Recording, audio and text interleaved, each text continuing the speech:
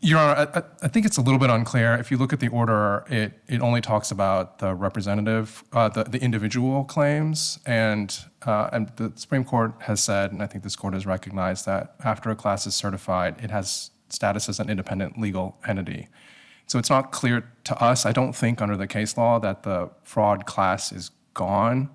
I think if it goes back and if this court affirms the certification and it goes back, then how do we assess it now at this point without any representative party? I mean, the Supreme Court has suggested the possibility that some representative party could step forward or be replacing the ones that were dismissed. But at this point, the analysis that you need to conduct under 23 can't be conducted because we don't have any parties at this point. This is an interlocutory appeal, 23F appeal, and all right. I don't know how you want to handle it, but I'm speaking just for myself now, not the panel, but I didn't think we had the fraud before us. I understand, Your Honor. I think it's still here because the district court didn't change the certification of the fraud. Has the summary judgment on the fraud claim been appealed? It hasn't been, Your Honor. And so the summary judgment on the fraud claims could still be, well, it's a partial judgment, and so I don't think there was a 50. Interlocutory at this point. In other words, the case is ongoing. This is an interlocutory appeal. Correct, Your Honor, but I was just... So it could be appealed at final judgment. It could. I was just thinking through the partial final judgment issue. There was no partial 54B, which is why the summary judgment claim could be appealed. Could be appealed later. And so, I mean, again, I think if the district court had intended to vacate the certification of the fraud order, he could have done so. He didn't do so. He granted the summary judgment. I think that in terms of how you analyze it, I mean, the 23A factors do require analysis of the typicality and adequacy of the representatives, but I think here on just on the 23B3 question of predominance, I think you can look at the reliance issue and the fact that the court below said there were no individual reliance requirements for the fraud claims because West Virginia law doesn't require reliance for fraudulent concealment, but that's simply not correct. The Highmark decision, which we cite to, makes very clear that reliance is certification to vacate that and send it back. Is that it's still part of the certification order, and the certification order is before us. Correct, Your Honor. And I think all you have to look at is the B3 question of predominance, and I think once it's clear that what the law is in West Virginia on reliance, that has to be vacated and reversed. If there are no further questions on fraud, I'm happy to address it, but I'm turn to the contract claim certification. So the district court's certification of the contract claims turns on its conclusion that each of the 3,700 leases imposes, and I quote, the same royalty obligation, regardless of there being at least 70 different forms of leases with wide variation in the lease language. So what do you do with the default marketability rule? Yes, Your Honor. So I have four answers to that. I think there's 4 reasons why the default marketability rule doesn't essentially give all of these leases the same royalty obligation. The first is the implied duty can be waived. The Gallen case from the West Virginia Supreme Court of Appeals acknowledged that. And as we noted in several places, including footnote 13 of our reply brief, there are a number of contracts in this mix that have express waivers of the implied duty. So that's a separate question from actually contracting around the implied duty, but actually straight up waiving its applicability. The Glover named plaintiffs are among those leases, and this is the language from that lease. Quote, lesser hereby waives any implied covenant to drill, prevent drainage, further develop, or market production. And as this court said in the Adair case, the fact that there are leases where there is an express negation of the implied duty means that you have individualized inquiries where you're going to have to look at the lease language. So that's point number 1, is there are leases here that actually affirmatively waive the implied duty. The second point, Your Honor, is we don't actually think the district court got the implied duty right. There is no opinion of so what he said is that the implied duty requires that proceeds be paid, or royalties be based on the gross proceeds received at the first point of sale from an unaffiliated third party. There is no case of the West Virginia Supreme Court of Appeals that describes the implied duty in that way. As the Kellam court said, the Tawney and Wellman line of cases are about the deductibility of post-production costs. That's a different question from who you sell it to, what price you get. Tawney holdings were only if the lease did not address the issue. And that is my third point, Your Honor. That is my third point. So I think the first is you can discard the implied warranty entirely. I think there are cases that say that. The second is I don't actually think this is a principle of West Virginia law. The implied duty is, but this take on it is not, because in the district court below cited to 3 federal district court opinions, all of which said that they were predicting how West Virginia law would come out. And if you look at the Kellam case, which actually follows post-time, right, from those district court opinions, the concurring opinion is the only place in the Kellam decision where you find this particular take on the implied duty. And there is no citation of law in Justice Hutchison's opinion, and the majority had the opportunity to side with him, and they didn't. So I think if you're going to ask yourself, is this even West Virginia law on the implied duty, I think the answer is no. That brings me then to my third point, Judge Niemeyer, which is even if this is a correct interpretation of the implied duty, you can contract around it. You can you can waive it, but you can also say things that make clear that we are going to allow affiliate sales. We are going to, instead of basing the royalty on proceeds, base it on value. So proceeds being what you get from the actual sale, value being market value, which can be determined in a lot of different ways. You can look at some sort of index price, right? I don't know all the index prices, but let's just make one up, right? The Dow Jones index price of natural gas. You can base the pricing on comparative sales in the area, and you can write those things into your lease and get around the implied duty of marketability. And there are a wide variety of different kinds of language in these leases, and you've got to look at those, and that's what Kellam says, to figure out whether the implied duty has been negated. And then my fourth answer, Judge Berner, is even if you accept this principle of law that the district court set forth, his understanding of the implied duty, it still doesn't get the district court to a single common question, to a single common royalty obligation. Because what he says, is he says that the implied duty requires the royalty to be based on the proceeds from a third-party sale.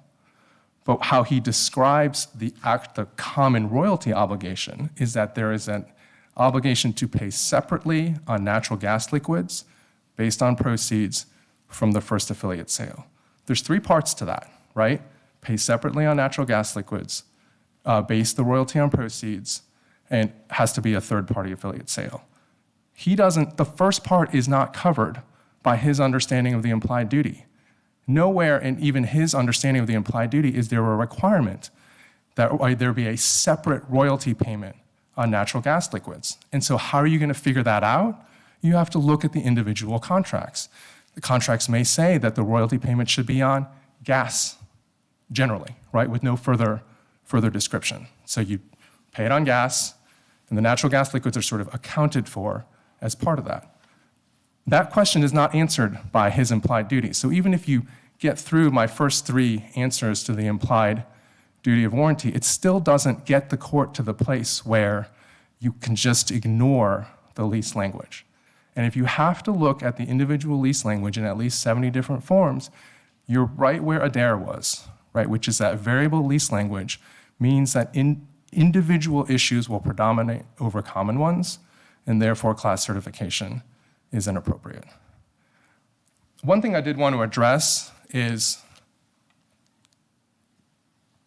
the district court and the plaintiffs make a big deal about this March 2021 letter, and they suggest that we have been treating everyone the same way with respect to natural gas liquids, that we've paid everybody the same way, and that there's only 2 ways, irrespective of lease language, to pay natural gas liquid royalties.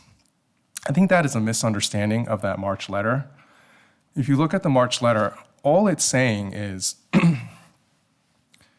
it addresses just one aspect of how you pay royalties, and that's whether you pay on natural gas liquids separately or as part of the wet gas. So I was thinking about this morning. I think it's appropriate because it's Halloween. An analogy. Think about the natural gas liquids like pumpkin seeds, right? Do you pay for the royalty on those pumpkin seeds separately? So after you've carved the pumpkin or you get the seeds out and you say, here's the royalty on the pumpkin seeds, here's the royalty on what's left. Or do you pay the royalty on the pumpkin seeds as part of the pumpkin? And how you account for that there, the fact that you have these pumpkin seeds, is that the pumpkin is going to weigh more, right, if it's got the pumpkins in it. And that's all we were saying in the March 2021 letter, is that there's two ways to account for natural gas liquids. While they're still in the natural gas, in which case the BTU value, which just means the heat content, is going to be greater. That's like the pumpkin is going to weigh more if the pumpkin seeds are still in there. The other way is if you actually separate the stuff and then you pay calculate a royalty on each one. None of that means that we were paying royalties with complete disregard of the lease language. But right? why do you send the same letter to everyone? We did. And that means we were, I'm sorry. If the leases are different, then why do we send because their allegations is regarding the calculation. Why do you send the same letter to everyone? Correct, you're on the calculation. The letter just addresses that question of whether the royalty should be separate for natural gas liquids or part of the natural gas. And we did send the same letter, and we did, for that particular question, we did treat everyone the same way. Like, we didn't pay a separate natural gas liquid royalty. But the leases are still relevant for each and every person because it doesn't, Your Honor, to your question, it doesn't tell you how to calculate the royalty, right? So if we go back to the pumpkin analogy, if you know the weight of the pumpkin, that doesn't tell you how to calculate the royalty. How you calculate the royalty then is you got to figure out what price do you use. Do you use the price that you actually got for selling the pumpkin? Do you use the market value of the pumpkin? If you use the price you actually got, is it the price from the sale to the first person or only the price from the sale to the supermarket? If I'm understanding their argument correctly, it's not the actual calculation, it's the method of calculation that is the same, is common. And it is not. The method of calculation is not. And I think if you look at that letter, you'll see that all it addresses is whether you're calculating a separate royalty for pumpkin seeds, natural gas liquids, or if you're calculating one royalty with the natural gas liquids still a part of the gas. The method, the math, the pricing, all of that is dictated by the leases. And we say that, that's in the record. But again, I think if you look at the letter, you'll see that that's all it's talking about. It's saying, do we give you one royalty for the gas, or do we treat it as two royalties when the seeds are separated from the pumpkin? The record shows a chart of 70 different categories of leases based on, I guess, somebody's analysis of the different components of the lease or the different requirements in the leases. The district court certified 3 subclasses, right? Yes. And I'm trying to figure out how the court handled 70 different types of leases and compressed them into 3 subclasses. I see my time has expired, but thank you, Your Honor. So if I give you 2 answers, I mean, I think the first is I don't think you have to reach the subclasses because I think the idea of certifying it as at all means you have to blow past the individual lease language. When he separated it into 3 subclasses, he separated it into one, which is sort of qualitatively different. It's like lease terms that include the word decatherm, basically. And then the other 2 were based on the deduction of post-production costs, the tawny issue that we were talking about. And he says one category includes leases that don't address post-production costs at all, and one category addresses post-production costs but doesn't comply with the tawny requirements. We think that the subclasses actually make things even more confusing, because just take that second subclass, the question of what are all the leases that talk about post-production costs but don't comply with the TANI requirements. Kellum makes very clear that the question of complying with the TANI requirements is a case-by-case analysis. You have to look at the individual lease language, and you can't just determine carte blanche that however many of these lease categories, 30 of them, they talk about post-production costs but don't meet the 3 TANI factors. Kellum makes very clear that that's a case-by-case question. So I think the shorter answer, Your Honor, to your question is I don't think the subclasses help. I think they actually, again, blow past the lease language and raise a problem with the certification. Thank you, Mr. Lane. Thank you, Your Honor. Mr. Masters?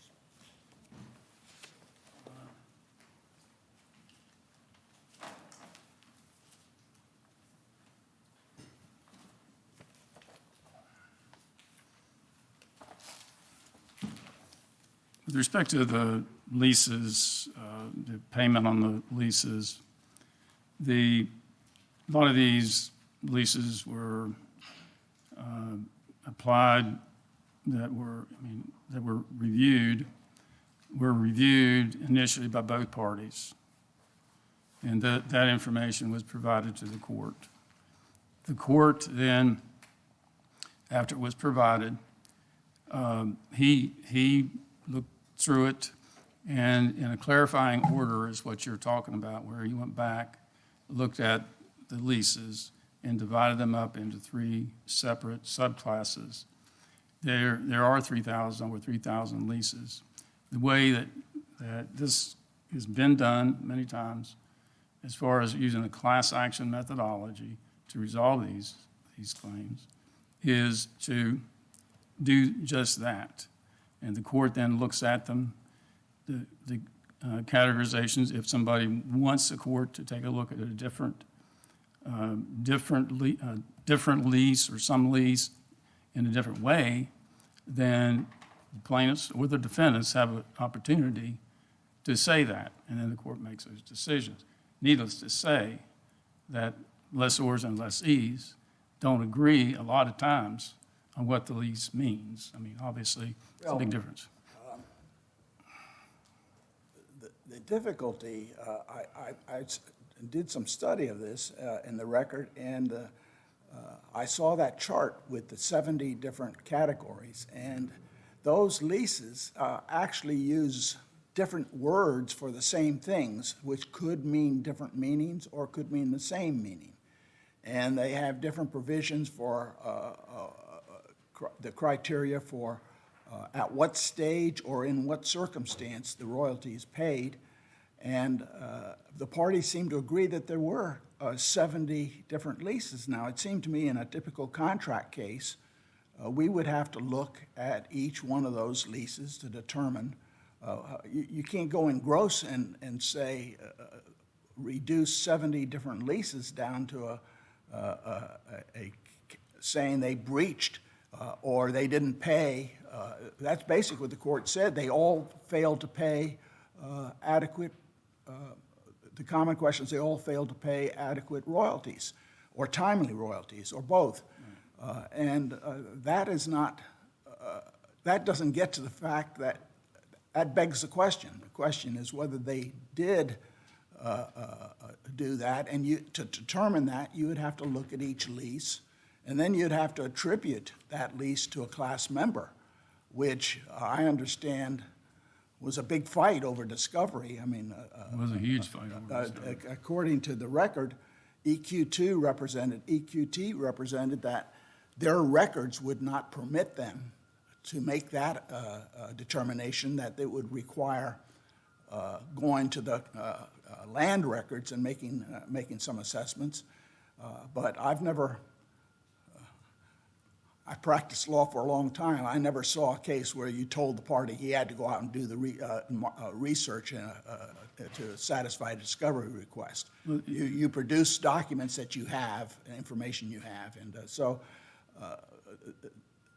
the bottom line is how do we satisfy ascertainability and commonality and typicality components of the class action rule when we're dealing with highly individualized leases, which we recognize in a DARE.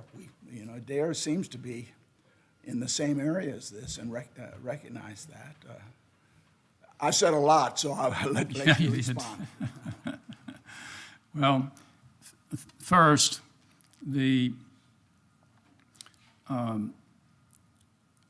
what the judge did was look at them, and he did separate them out into three, going back to the lease issue.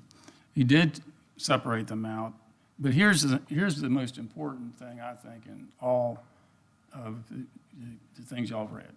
An energy company, and they then ran it. And if you look at the SEC reports, I mean, they definitely ran it, and it all ran out of there, and it still is. So it's one company, all right? Now, so the alter ego, we think, I mean, I don't see how factually they weren't alter egos. I mean, it was an EQT company, and they basically admitted if you get them in a corner, they almost have to. But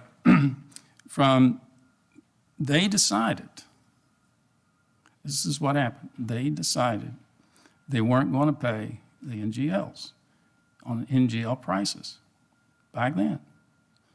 And they haven't up until this letter. They sent this letter after we filed this lawsuit. It wasn't they're good.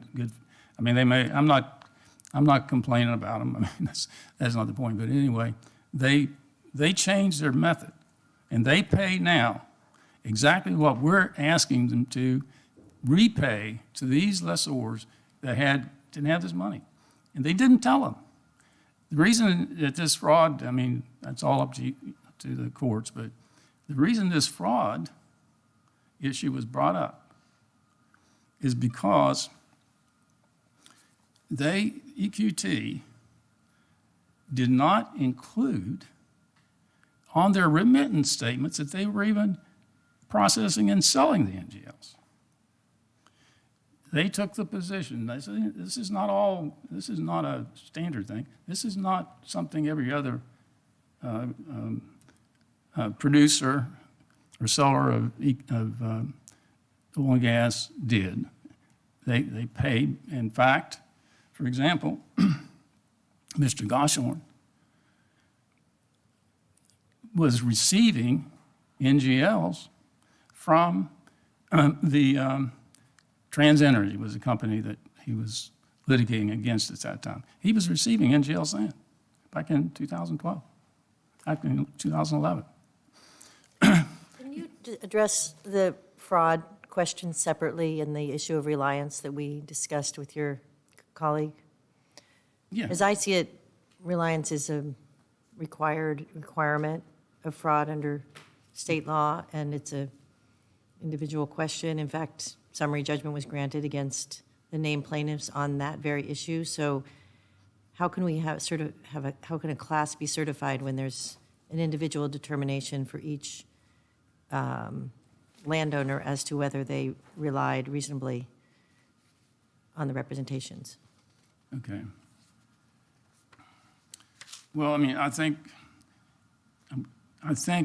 part of that, the facts relating to that is that EQT did not disclose. They were even producing and selling it. And so the reliance issue is they didn't disclose it, and they had a legal duty. Well, the not disclosing it is the fraud. That's not the reliance. Well, I was coming to that point. I'm sorry. Anyway, the EQT had, all lessors have a duty to put on the remittance statement what they're doing. If they're taking oil, gas, NGLs, they're required to put it on there. So with respect to that duty, the reliance, how can they rely? I mean, they have nothing to do but rely on what EQT tells them and does.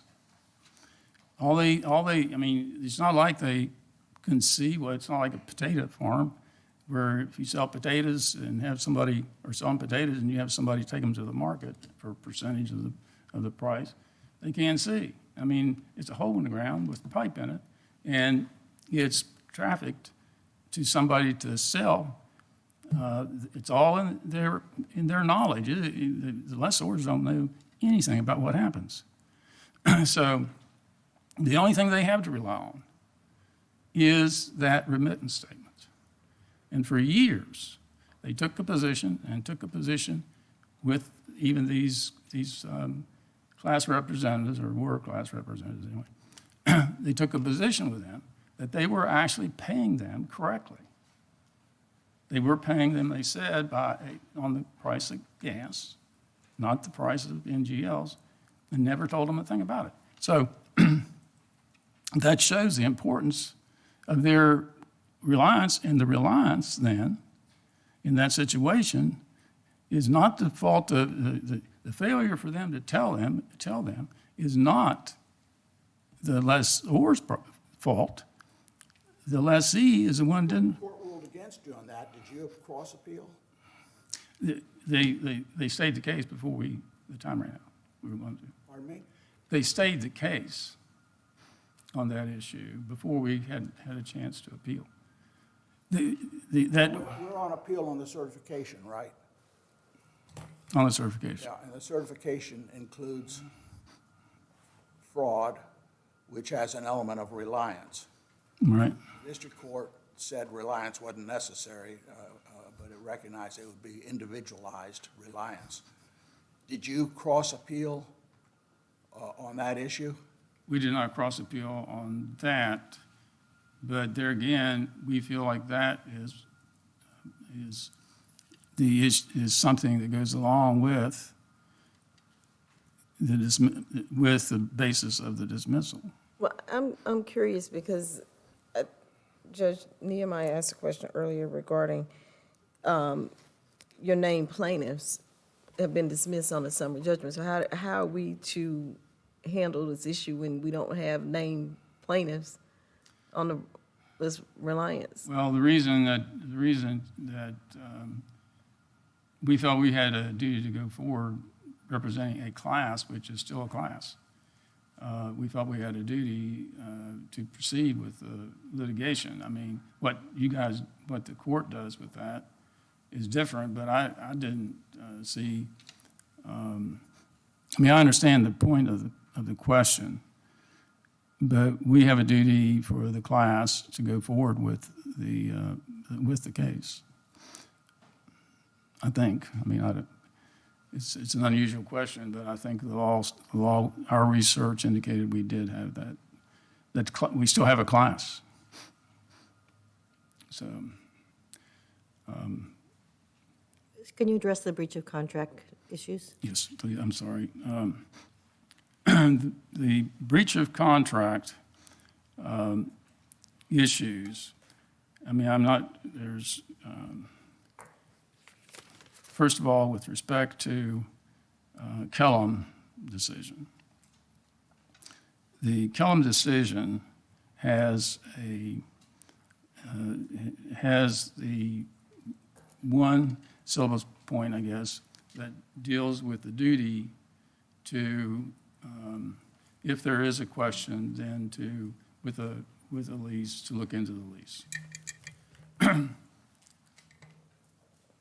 In the situation in what we were doing, we looked at the leases, and they all were gone through, and they were provided to the court. The court made that decision as to whether it was needed to go outside that. There were a lot of leases were not included out of all the leases we looked at into the ones that we felt were relevant, but the court had to make that decision. The defendant did the same thing.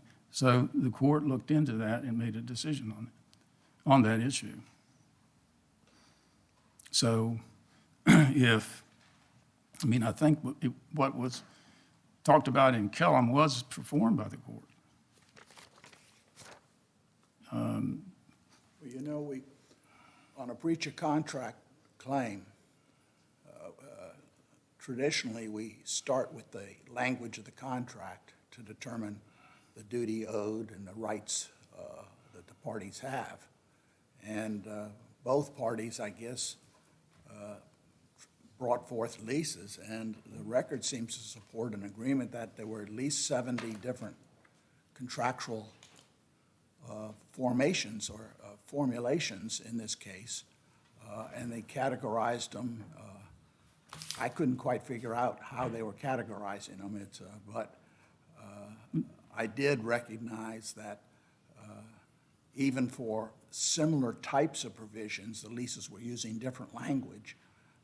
And whether when they use the word gas, whether that meant wellhead gas or gas with NGLs or gas without NGLs, and the problem I was wondering is how do you take all these various contracts and tell the parties they're bound by a common determination when we haven't identified the right to royalties for each person. Depends on different factual demonstration, different circumstances. The geography of payment for these on these leases is fairly complex. You can pay for it at the wellhead. You can pay for it based on the first sale. You can pay it after NGLs have been removed on the first sale. You can pay for it after it gets into the market. You can pay for it based on what was received, or you can pay for it on the market value of gas. And all these leases have different provisions with respect to this and different combinations. Some you can deduct the expenses for removing NGLs, some you can't, some are silent on it, which would, of course, bring up the Tawney proposition. But the question is, how do we, this seems to be a fly in the face of multiple requirements under 23 that the class members be typical of all the class, that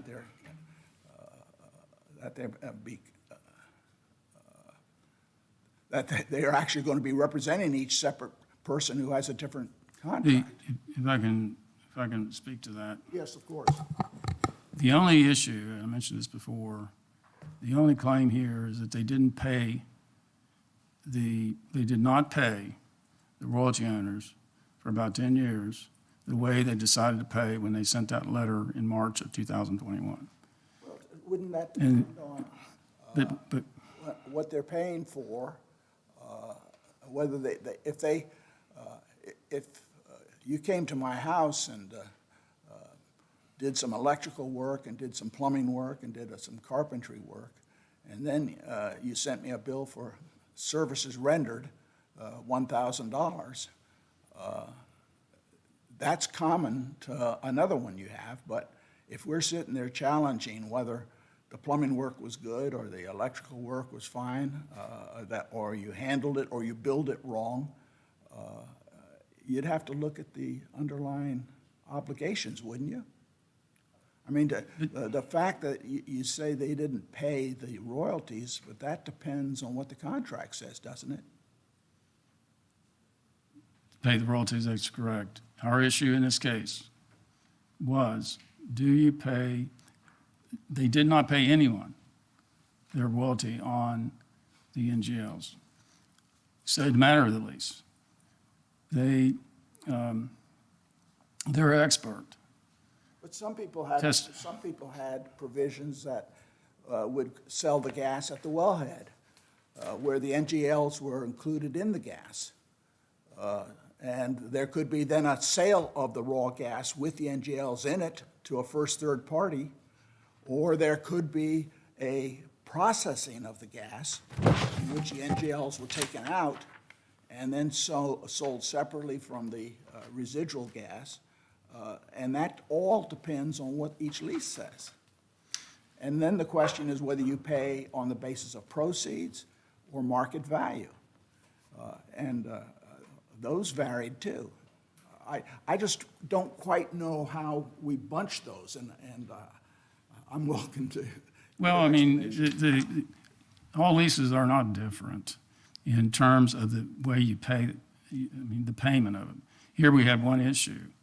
And did this lease permit them to pay for the NGLs what they got for the gas, basically? It's basically what they were doing. And what I started to say about their expert stated, and it was asked several times, was there anything in any of these leases that required EQT or permitted them to pay on the amount, the dollars for the gas as opposed to dollars for the NGLs? She said, no, there isn't. She looked at all of them, as well as our expert did, our experts. I see your red light's on. Pardon? Your red light's on. Thank you, sir. Mr. Lynn?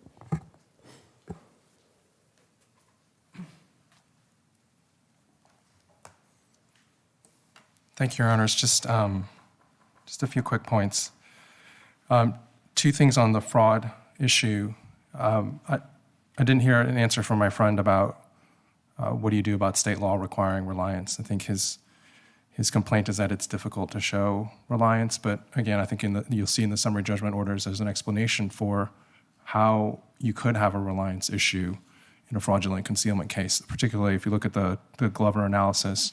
The Glovers called as soon as they received the first remittance, and then they had a whole conversation with the company about what was in there and what wasn't in there, and that, I think, to the district court was convincing that there was no reliance.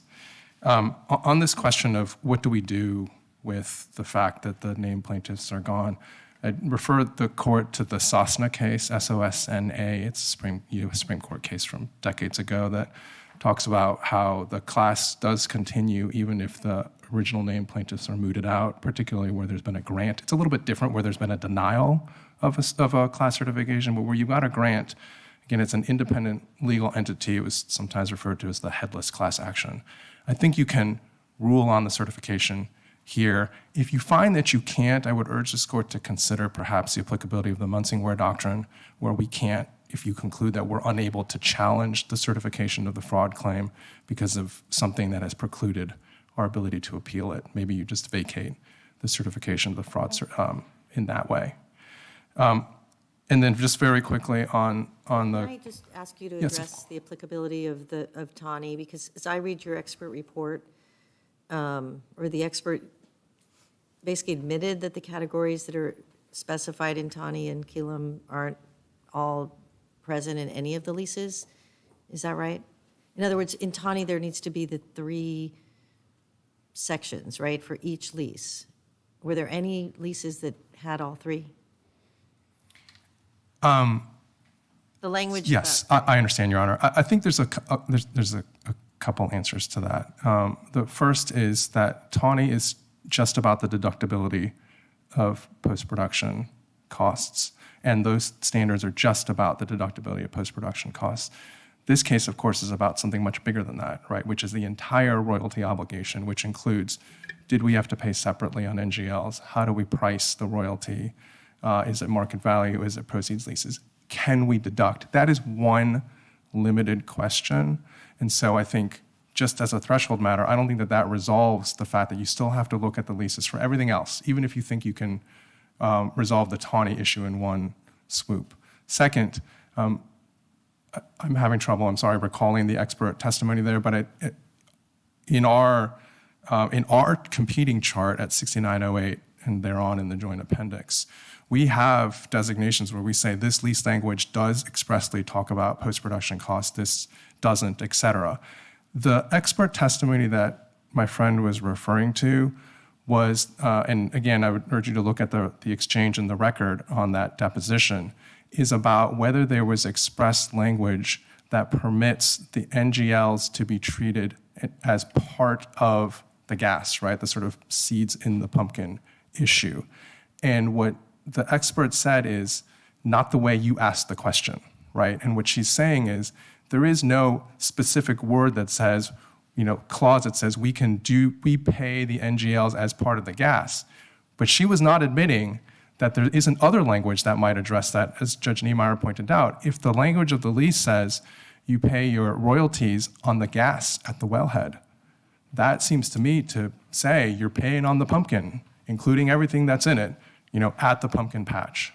So I don't think that the expert's testimony gives the district court any footing to, again, sweep away all of the lease language. Just one question. I'm curious, so, because he brought it up, regarding the reasoning for changing the method of calculation in March of 2021. Oh, like, as in why it Yes. happened? Yeah, why are we changing to the method, the calculation method that you are using now? Of course, Your Honor, and not to quarrel too much with the premise, but I mean, again, I don't think it was a method change. It was what is the product, right? Are we valuing the gas with the NGLs, or are we valuing the NGLs and the residual gas separately? That is the only change that happened. I think if you look at the letter, I'll let the letter speak for itself, JA 4675. I think, the suggestion is that, and also there's testimony that says that for a long time, selling NGLs separately was not super profitable, and it wasn't getting a lot of stuff back. And in fact, just paying a royalty on the gas, the raw gas with the NGLs in it, was oftentimes the better and more lucrative recovery for the lessors and the lessees. And so I think some of the change is that. It's just that NGLs have become much more profitable. There's also as we point out, there's like a more efficiency in a different accounting system. It's sort of easier to kind of track and keep track of the two things separately. But there's all kinds of business reasons, I think, that went into why we went from treating the pumpkin seeds as part of the pumpkin versus the seeds and the sort of the shell separately. But again, that's the only change that we made.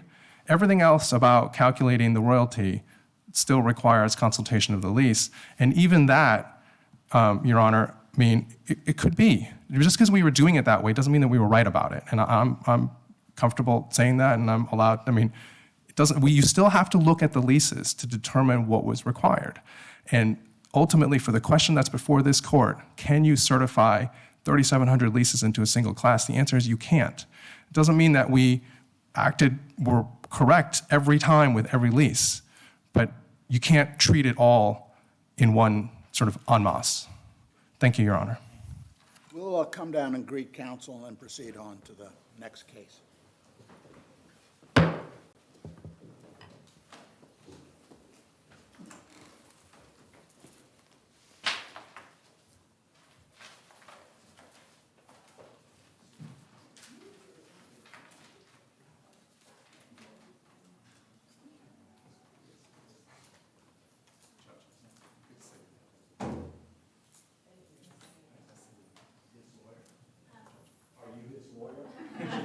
She's here.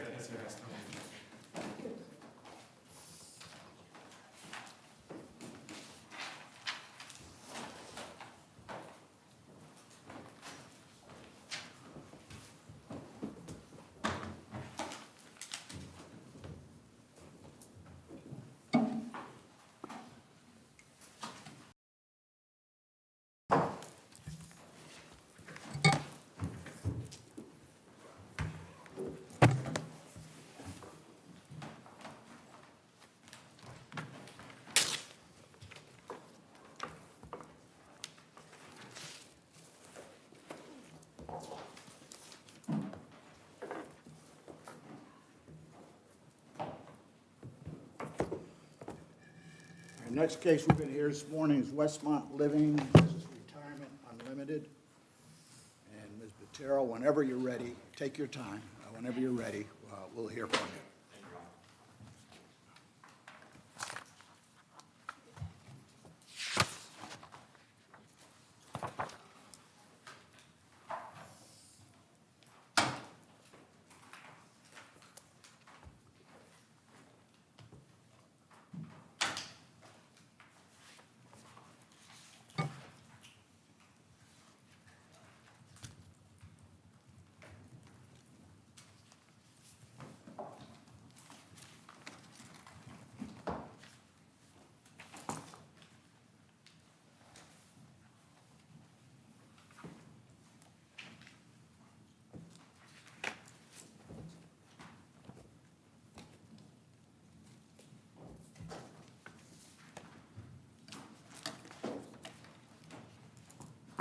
Good morning. May it please the court, my name is Celeste Butera from Hoffman and Barrett, and I represent appellant Westmont Living, Inc. In this trademark infringement action, the district court committed clear error. The district court failed to consider, weigh, or even apply any of the 9 likelihood of confusion factors that this court has established through many different precedent. The RXT decision, Variety Stores, Sara Lee, and Rosetta Stone, just to name a few. The district court also committed error by ignoring and failing to credit the factual evidence in the record, which clearly showed that 7 of the 9 likelihood of confusion factors weighed heavily in favor of finding likelihood of confusion. In looking at this court's Whataburger case, do we need to consider those factors? Shouldn't we first consider the Don Donut? And then if that issue is, if injunctive relief is not right, then consider the other factors? No, Your Honor. I think that the proper test is to first look at the 9 factors, because the Don Donut decision is really quite limited to its specific facts. And as the decisions from this court clearly state, every trademark infringement case is so dependent on the facts that are at play. In Don Donuts, there are a number of reasons why it just simply doesn't apply. First, it's really important to understand that the plaintiff in that action never advertised for retail sales by using its trademark in the area where the defendant was selling retail donuts. And it's also important to remember that Don Donuts was decided in 1959, and that was before the Second Circuit set forth its 8 factors for determining likelihood of confusion in the Polaroid case. The Polaroid case has 8 factors that are very similar to the 9 factors that are determined in this district by this court has said these are the 9 factors that must be determined and looked at, and the facts must be applied to those factors. Now, the other reason why the decision in the Second Circuit from Don Donut is not applicable and why it does not change the test on likelihood of confusion at all is because there was no internet advertising there. There was no reach between the 2 trading areas of the plaintiff and the defendant there. There simply was no reach beyond the geographic location of where they were operating. Actually, the court made that the point. It said, as long as the plaintiff and defendant confine their use of the mark Don in connection with the retail sale of baked goods to their present separate trading areas, it is clear the public confusion had happened. That is absolutely right. It seems to me that we have to answer the first question, this is the second element basically, was there a likelihood of confusion? And it seems to me Dawn is just one of the tools that can be looked at for determining the likelihood of confusion. And just to add on to Judge Benjamin's question, really, the question is, can you determine the likelihood of confusion on market area alone, or do you need the factors? Of course, even the market area, in this case, could be a question because retirement communities they seem to be national in scope, that people move to other states for retirement and assisted living based on whether their children are there, or whether it's warmer climate, or whether they're returning to their childhood homes, or a bunch of other factors. And so that somebody from Maryland, where I am, might well go to Florida for retirement at a assisted living for climate purposes. And I can tell you it's also for tax purposes. but these are complex factual questions about whether the evidence of likelihood of confusion, it seems to me. I very much agree with everything that you've said, Your Honor. I'm Clear. not determining your case, but I'm talking about general principles of trademark law. 100%. The market conditions are so critical. And the 9 factors that this court has set forth in its precedent to go directly to the heart of that question. How are the marks seen in the particular market area and in the particular industry? And as you point out, retirement living services, the record evidence here from testimony, both from Westmont, the appellant, and the appellee, clearly state that the reason they do target nationally, the reason that the websites do reach in every single state in the country is because that's precisely what residents do. They do look to retire in different states because they want to be near their children or their grandchildren, or they want a better climate, or they want to play a lot of golf, or they just want to have a better life. And so that's why what you see in the record is this pervasive internet advertising scheme by both, but these pervasive campaigns on Google, for example, the Google searches. They both have advertising on Google. And when customers from all the states in the union see those advertisements, they're confused because Westmont appears on the left side of the page, and then the Westmont at Short Pump facility appears on the right-hand side of the page. There's testimony in the record from appellee that they don't limit any of of course we know that the internet is not limited. It reaches wherever anybody can access a computer. And so you're right, the market conditions dictate here, and what market conditions here show is that both sides are advertising nationally. Importantly, I think what was missed here is that Westmont at Short Pump advertises extensively in California. They have repeated residents that have been referred to them by A Place for Mom from California. They're obviously, all of their advertisements from their websites are directed to residents in California and Oregon.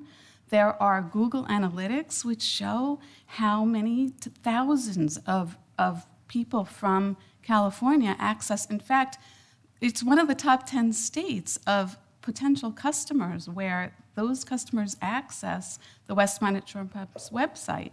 So it is very pervasive and national. Based on the in record, scope. I think the referrals are very, I think it's one referral from one group and maybe 4 or 5 other referrals. No. So the California referrals are significant in the record.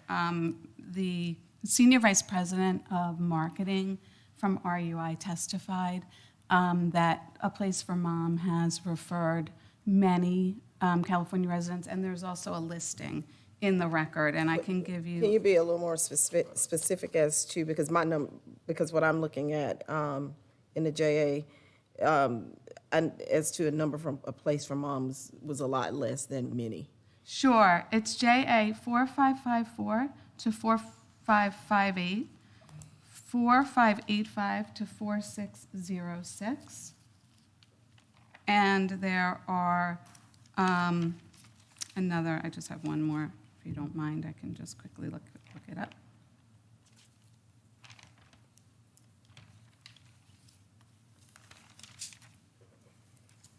And JA,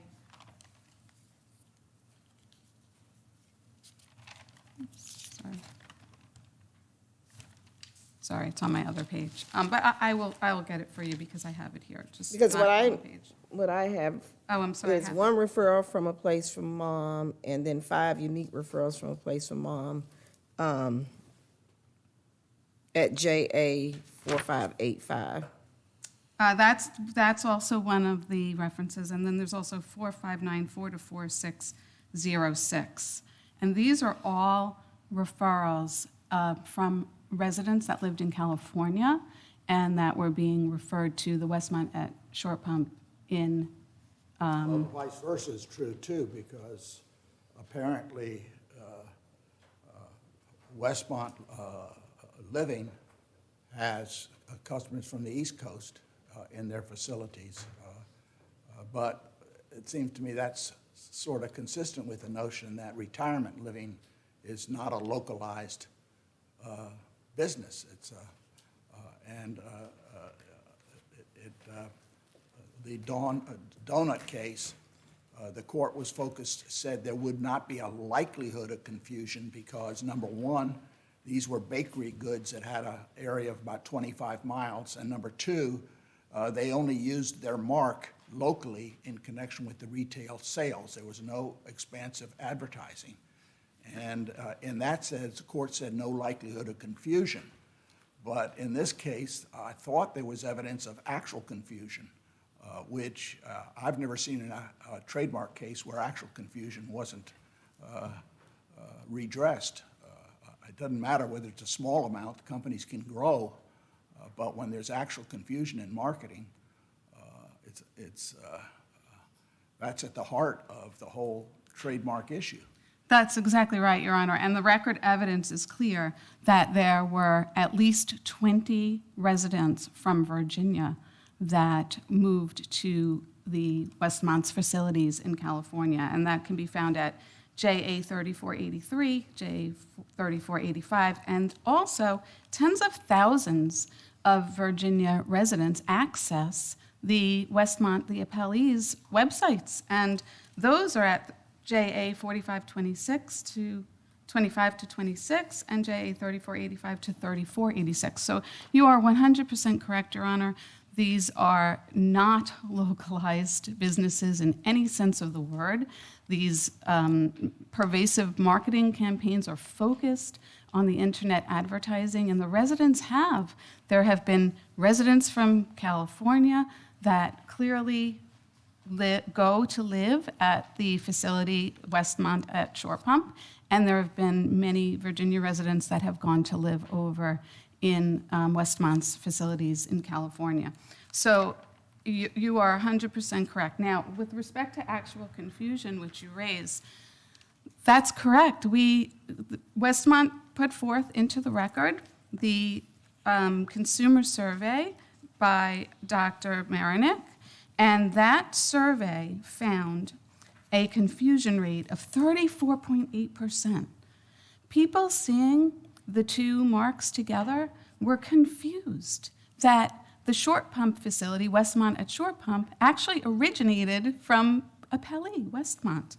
57.3% of consumers surveyed said they believed RUI's Westmont at Short Pump facility was associated or affiliated with Westmont. These rates of consumer confusion, as you point out, clearly constitute compelling evidence of likelihood of confusion on summary judgment. This court has said repeatedly in its precedent that a confusion rate of 17% is enough to have actual confusion on summary judgment. And therefore, as Your Honor points out, when you have actual confusion, that's the best test for likelihood of confusion. It's compelling evidence. And it makes perfect sense here. Of course consumers are going to be confused. If you see Westmont Living and then Westmont at Short Pump, the parties are engaged in the same exact services. The parties are both national in scope. The parties compete for potential customers on the internet. Of course, it makes perfect sense that we're going to have these incredibly high confusion rates, which is quite dispositive on likelihood of confusion in trademark cases. Now, RUI will criticize the Marinick expert report by saying that, oh, well, it wasn't done properly, the manner in which it was done. That is a factual question 100%. It's a question for the jury, Your Honor. It's not something that the district court should be looking at. It's totally credibility issue, and those are reserved for the jury. This case was decided on a motion for summary judgment. Clearly, there's overwhelming evidence here of likelihood of confusion, and it's at the very least, it's our position that summary judgment based on all of the factors weighing so heavily in favor of appellee, of likelihood of confusion, that summary judgment should have been granted here to Westmont. However, at the very least, these questions of fact must go to the jury. These are jury questions for them to decide. Seems to me, though, I'm not sure what our role could be. It seems to me that we have set out several, 9 factors in our most recent opinion, I think, that Judge Floyd wrote. And those factors ought to be considered in determining the likelihood of confusion. And they were not in this case. And so it seems to me if we do have this interchangeability, potential competitiveness, we ought not to step in and draw any conclusions other than to let the court make the complete analysis and assessment, right? Well, I think in a case such as this, where the record evidence overwhelmingly weighs in favor of likelihood of confusion, this court has said in those exceptional cases, the court can reverse and grant summary judgment to the party where that. What's the best case on that? Where did we do that? Well, RxD says it, Rosetta Stone says it, and RxD, Variety as well. But I agree with Your Honor, if the factual issues are not so overwhelming as they are in this case, then the case does need to go back to be evaluated by the jury because of the factual questions. Mr. Long, we'll hear from you. Thank you.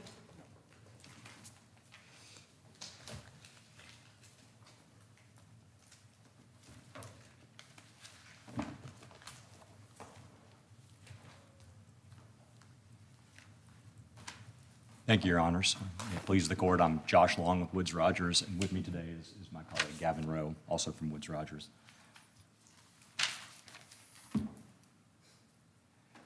Your Honors, one thing that respectfully may be lost in this analysis is likelihood of confusion is only determined in the relevant market.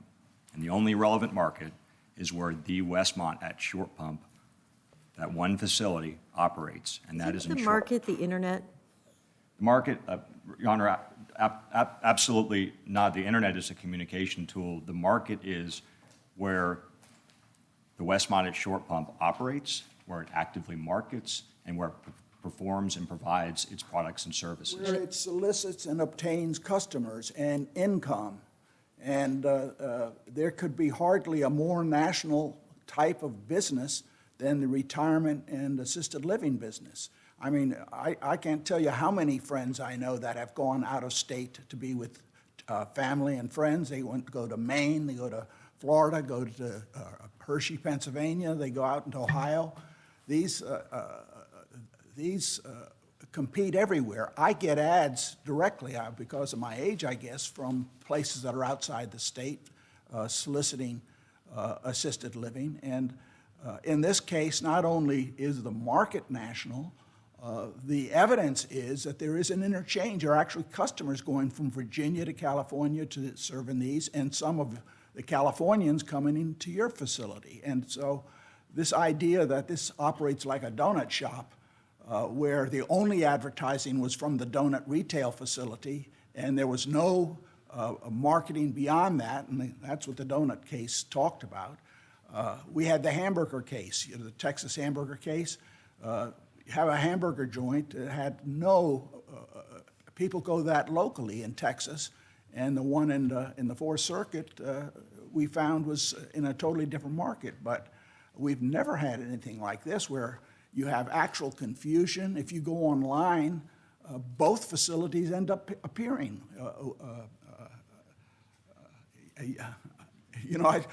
It's. Your Honor, may I attempt to unpack that? You have an expert that has pointed out the confusion. That's the typical evidence that creates likelihood of confusion. And likelihood of confusion, and that's what the Judge Lombard said in his case. He talked about no likelihood of confusion because there was no marketing beyond the store. And he said also that was fortified by the fact that the bakery would have about a 25-mile radius because of the nature of the product. But he explicitly conditioned it on the fact that they confined the use of their mark to the retail store where people go, and that there was no evidence that they were expanding. And but that's not what we have here. We have advertising, soliciting people wherever they will come from, and to preclude our 9 factors on the likelihood of confusion with a finding, it seems to me this is a factually intense question anyway, on summary judgment may be a problem, doesn't it? Your Honor, no, and I want to unpack all that and address all the things you just raised if I'm able to recall them. As a starting point, looking at the law, that is exactly what Whataburger, Lone Star, and Pizzeria Uno did. You better go back before even those cases. You better go back to the elements of a violation. And the element we're talking about in this case is the likelihood of confusion. Correct, Your Honor. Likelihood of confusion in the relevant market. It doesn't have to be a relevant market. It has to be in a market in which two people compete. I mean, The market in which... this is not an antitrust case. Right. What we're looking at is where they compete with each other so that consumers seeking that service or what will be confused.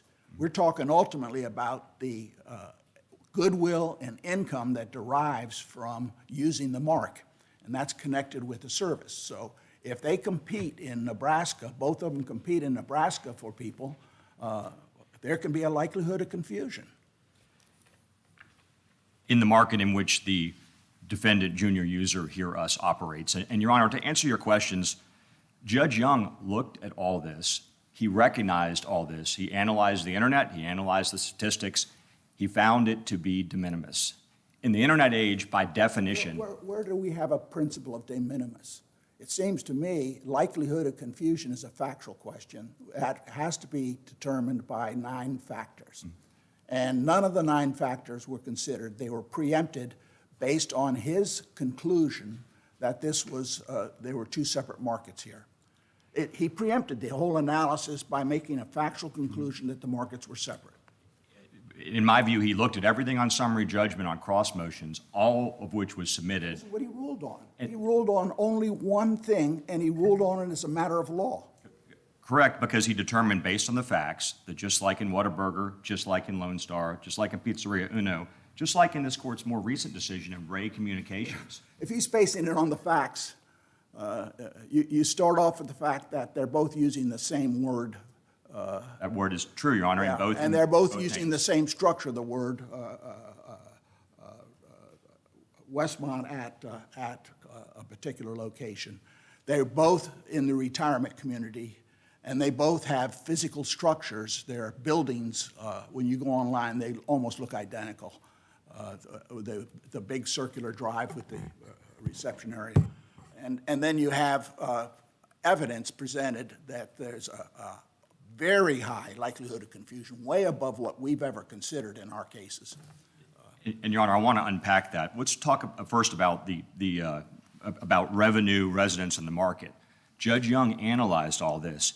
They provided raw numbers. He looked at the percentages, and percentages are what matter in a big world. It's not the number; it's the number relative to the entire country. 1.75% of their website traffic came from Virginia. Only 1.75%, 0.129% of their revenue. It's not just Virginia. They had 20 people come from Virginia for their buildings, Correct. But it is the whole country. The question is, how many people came from Nebraska? How many people came from Kentucky? How many people came from Florida? The fact is, your argument is they're confined to the West Coast. And that's their own statements, Your Honor, repeatedly in well, sure, broadcasts. their buildings are on the West Coast, their facilities are, but their marketing effort and their competitiveness, where they're getting money, deriving income, is from consumers all over the country. But 0.25%, that 20 people is 1/4 That's of Virginia. That's not a fair analysis. Virginia is the only place that the Westmont Short Pump operates. And, Your Honor, to discuss the marketing, in their brief, they claim... Where does Westmont, your client, get it? What's the analysis? Is there analysis in the record what states you get your customers from? In the record, we have similar statistics to them. I don't recall the top of my head, but it's at least as de minimis, if not more. But I can tell you this, Your Honor. I can tell you that they claim that we do internet advertising. So if a business is trying to expand and they have a low success rate, they're denied the protection of their marks because they haven't succeeded. This is an expanding market. This company on the West Coast is in 2 states with their facilities, but they're seeking people from everywhere. And that's where they derive their income, from the people that come from everywhere. Just like any business, Your Honor, but they have not been successful Not at like any it. business, not like the donut shop, and not like the hamburger store. In today's But world, Your one Honor, those quick- would be online one as quick well. question. Yeah. But I thought there was something in the record that said that the majority, not even Oregon, the majority of their clients come from California. 82.6%, I believe, from California and Oregon. And is there any cases that discuss this whole, the market being the internet? Yes, Your Honor, there are cases, and Professor McCarthy, and those cases, including ones from within the Fourth Circuit. And I think probably the best place to start, well, I'll start with the case, then I'll get to Professor McCarthy. The most recent case to address this within the Fourth Circuit is actually a case that has, where our facts are actually far superior. That is the case from Maryland, the Applause Product Group, LLC versus Showtime Events. And in that case, unlike here, the defendants were actually aware of the plaintiff's mark. They were both entertainment and event companies that actively used websites, social media, online advertising. But importantly, just like in this case, they were deemed still local because the services required in-person contact. And what that meant was when someone came to engage in the services, they had to deal with a person directly in a specific location. And so all this internet and online stuff ultimately didn't amount to anything in that case, despite being greater in this case. And what the court said there, Your Honor, is, one second, I've got the line here.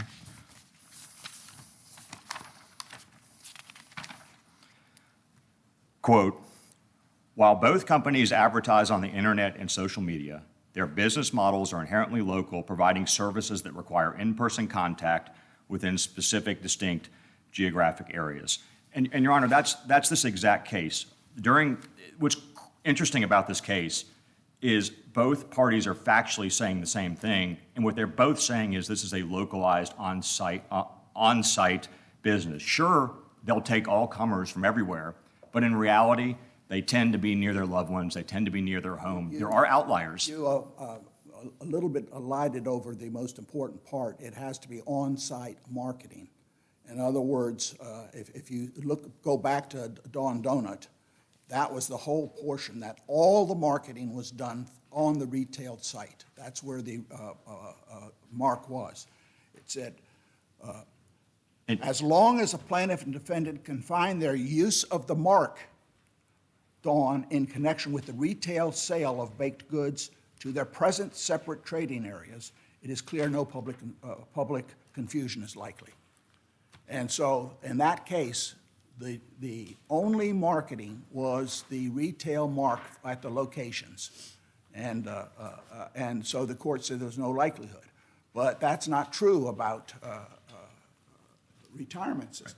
And Your Honor, They don't even rely on a sign in front. In other words, where people drive by and say, oh, I see Westmont. They probably go online to see what it's about. But Your Honor, respectfully, and the undisputed evidence is they do locally. And they made a point in their reply brief saying that we presented no evidence that our primary focus is in direct mailing, personal contact, and not online advertising. But Your Honor, it's clear as day in both the deposition and the declaration. Joint Appendix 32, 42 to 43, which is the deposition testimony of the person in charge of this for RUI, and Joint Appendix 1932 make clear that signage, materials, direct mailings is the focus. There is no focus on advertising outside of Virginia. That everything is targeted at local relationships. They have a website that promotes their facilities, but there's no activity other than having a website that directs you to call someone to schedule an in-site person visit on site to come to the facility. You can buy nothing on the internet. You can't even sign up on it. And what you have to do is come to the site, tour it, sample it, see if you want it, determine it based on the location. So, What's the relevance of the fact that nursing homes are reviewed online? If a bad thing happens at a nursing home, a consumer can easily find that information. I know that, somebody wanders off, there's a bed sore, you Google the nursing home, that's the first thing that comes up.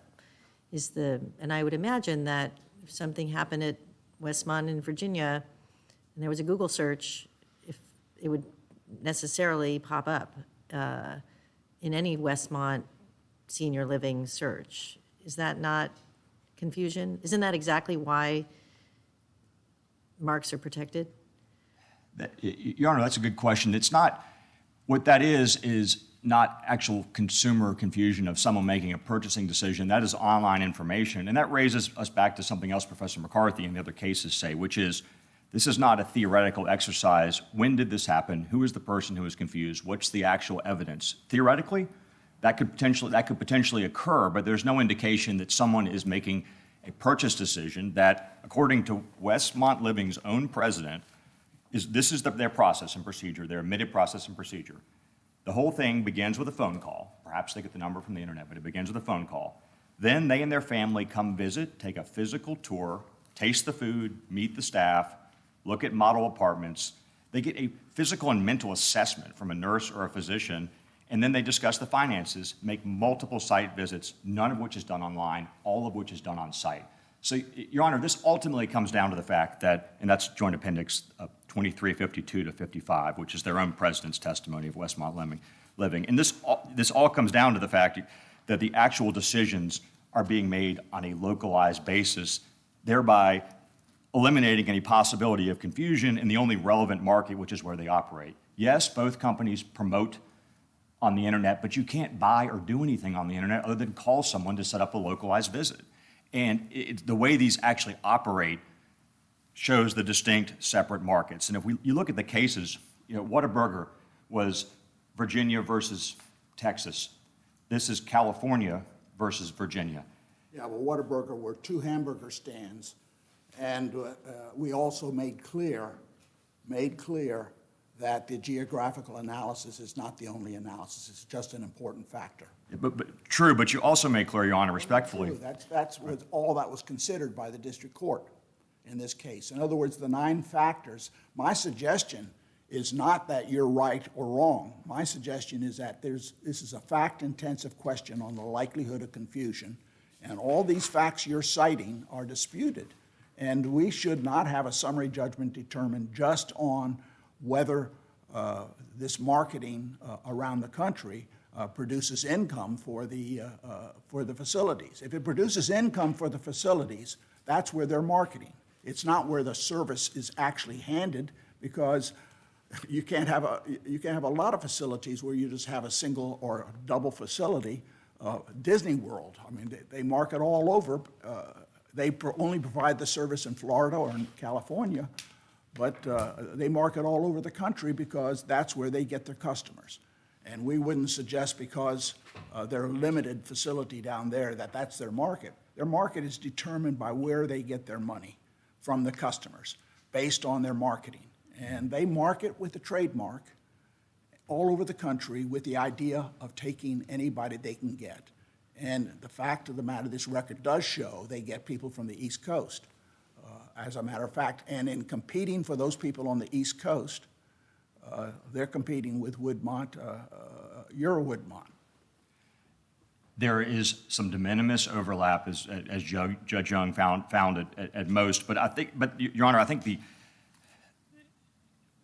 under their theory of the case in the internet age, geography can never be dispositive. And there still is a place. It depends on the market. Why don't we go down to the factors? We have 9 factors to consider these things, including the geographical. And of course, the hamburger case made that point explicitly, that geographical is important, but it's not the only thing we look at.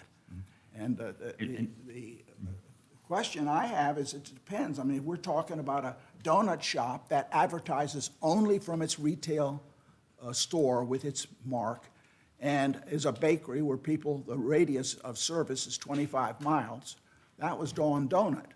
But that isn't the way a retirement facility operates.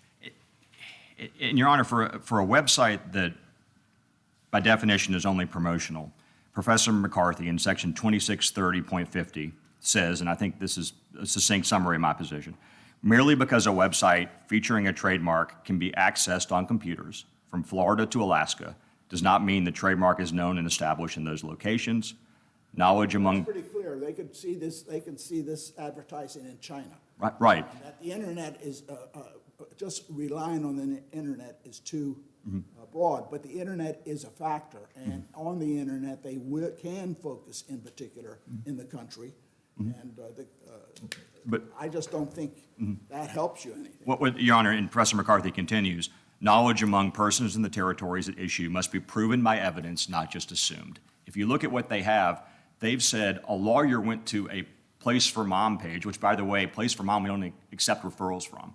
But a Place for Mom, they type something in and they see two names together. That's not evidence, Your Honor, respectfully. There's no evidence of any person actually doing that. And there's no evidence that those 0.29% of people who happen to be from Virginia who visit a website are making any purchasing decisions based on it. You don't think somebody going online, seeing Westmont, your Westmont and their Westmont on the same page, and that happens incidentally, that isn't a likelihood of confusion? That's two names on an internet page out of They're looking context. for retirement communities, and both of them appear there.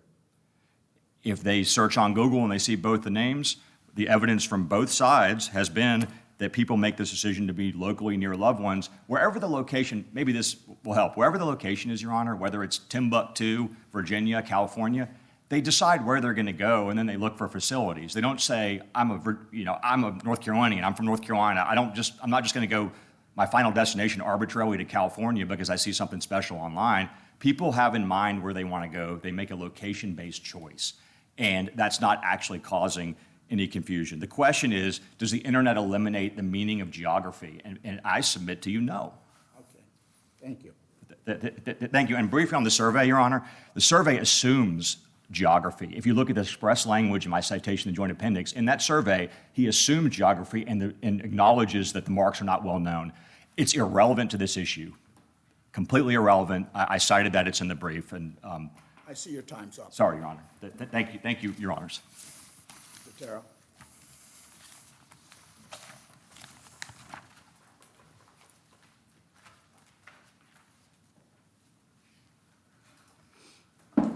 Thank you. I just want to make two very quick points. First, the evidence in the record is so contrary to the argument about the advertising of the Westmont at Short Pump being localized. There's evidence from both parties' principals saying that the internet is the way in which this business and this industry markets, because as Your Honor points out. Well, let me ask you this. He makes his point regarding this is not a business where you're going to go buy a product on the internet. This is a business where somebody's going to look it up. As to your confusion, argument, somebody's going to look it up on the internet. They're going to say, "Oh, we would like to come in and learn some more information about your facility." He makes this argument. I'm curious to see your response to this whole confusion because he says we're advertising on there, but you can't sign up. You can't. You have to come in for a visit. There's no exchange done on this website. So my response to that is, as Your Honor has pointed out earlier, that these are potential customers. This is how they get their customers to come in and look at their website look at their facility. So they use the website first as their ability to attract potential customers from every state in the country, because as this court has pointed out during this argument, these people who want to retire go to different states for many different reasons, and most of which to be near family or to have, a good recreational life. So that's the confusion. People are going on we have evidence in the record, tons of it, that says when a potential customer types into Google Westmont Living, which is appellant's name and trademark, they are shown Westmont at Short Pump. Now they're confused. Oh, Westmont at Short Pump must be affiliated with Westmont Living. So let me give them a call. that may be a facility I want to take a look at. So the confusion is based upon having the marks be exactly the same, where same services are provided, the retirement living services, and it's the type of industry where people are going to move around, and so they are looking. Is there any data to show how many out-of-staters go to the Virginia Westmont? Yes, because there are Google Analytics that are in the record from both What's your sides. recollection of what that shows? So the record shows that residents from, I'll use an example because California, I'm talking about anything outside of Virginia. outside of Virginia, there are tens of thousands of residents that go to the Westmont website, Westmont at Short Pump website. How many people actually ended up going to, do the out-of-staters went to Westmont at Short Pump? There were at least thousands, at least, because I know, Have thousands in their facility, do they?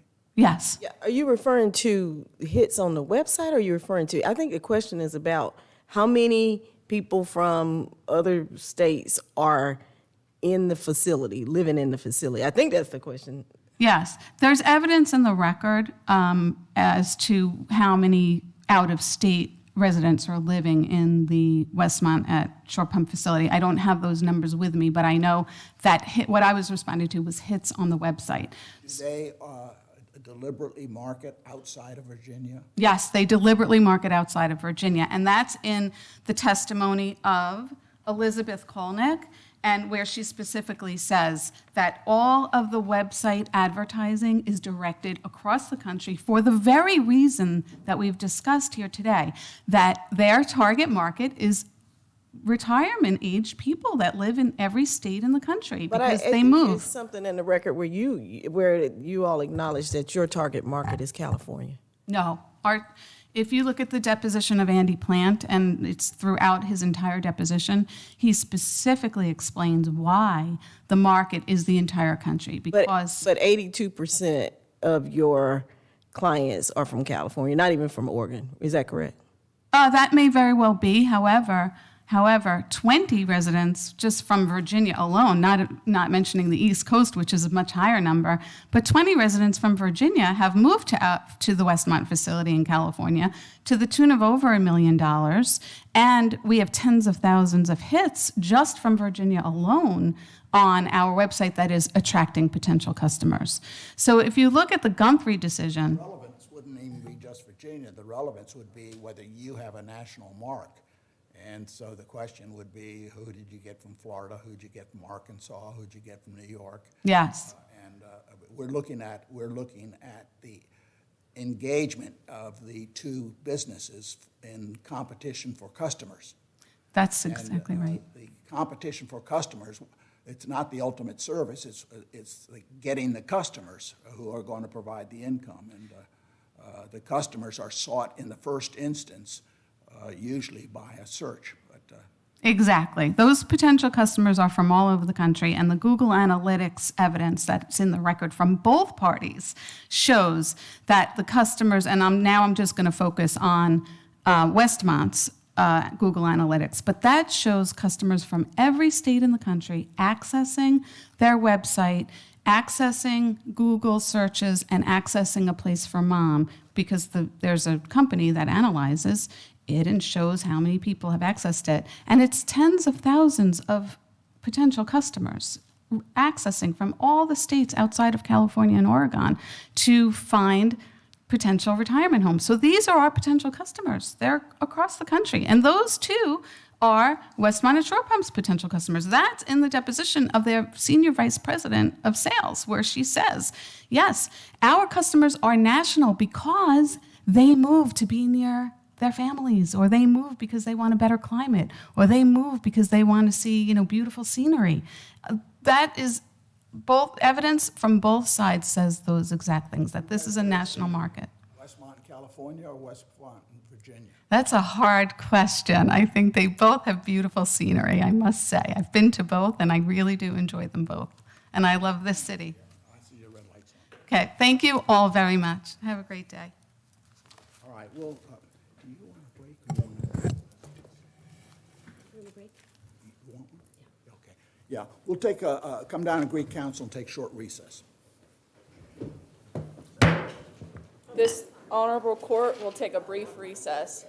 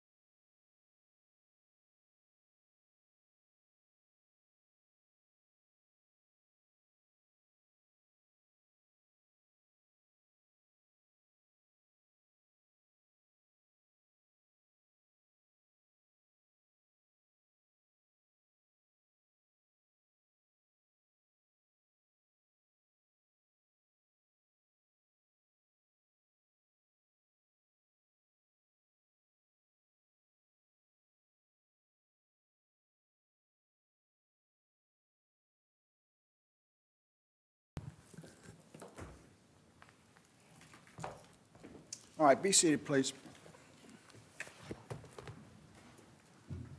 All right, the next case we're going to hear this morning is Gallen versus Winfield, and I guess we'll hear from Mr. Jones first.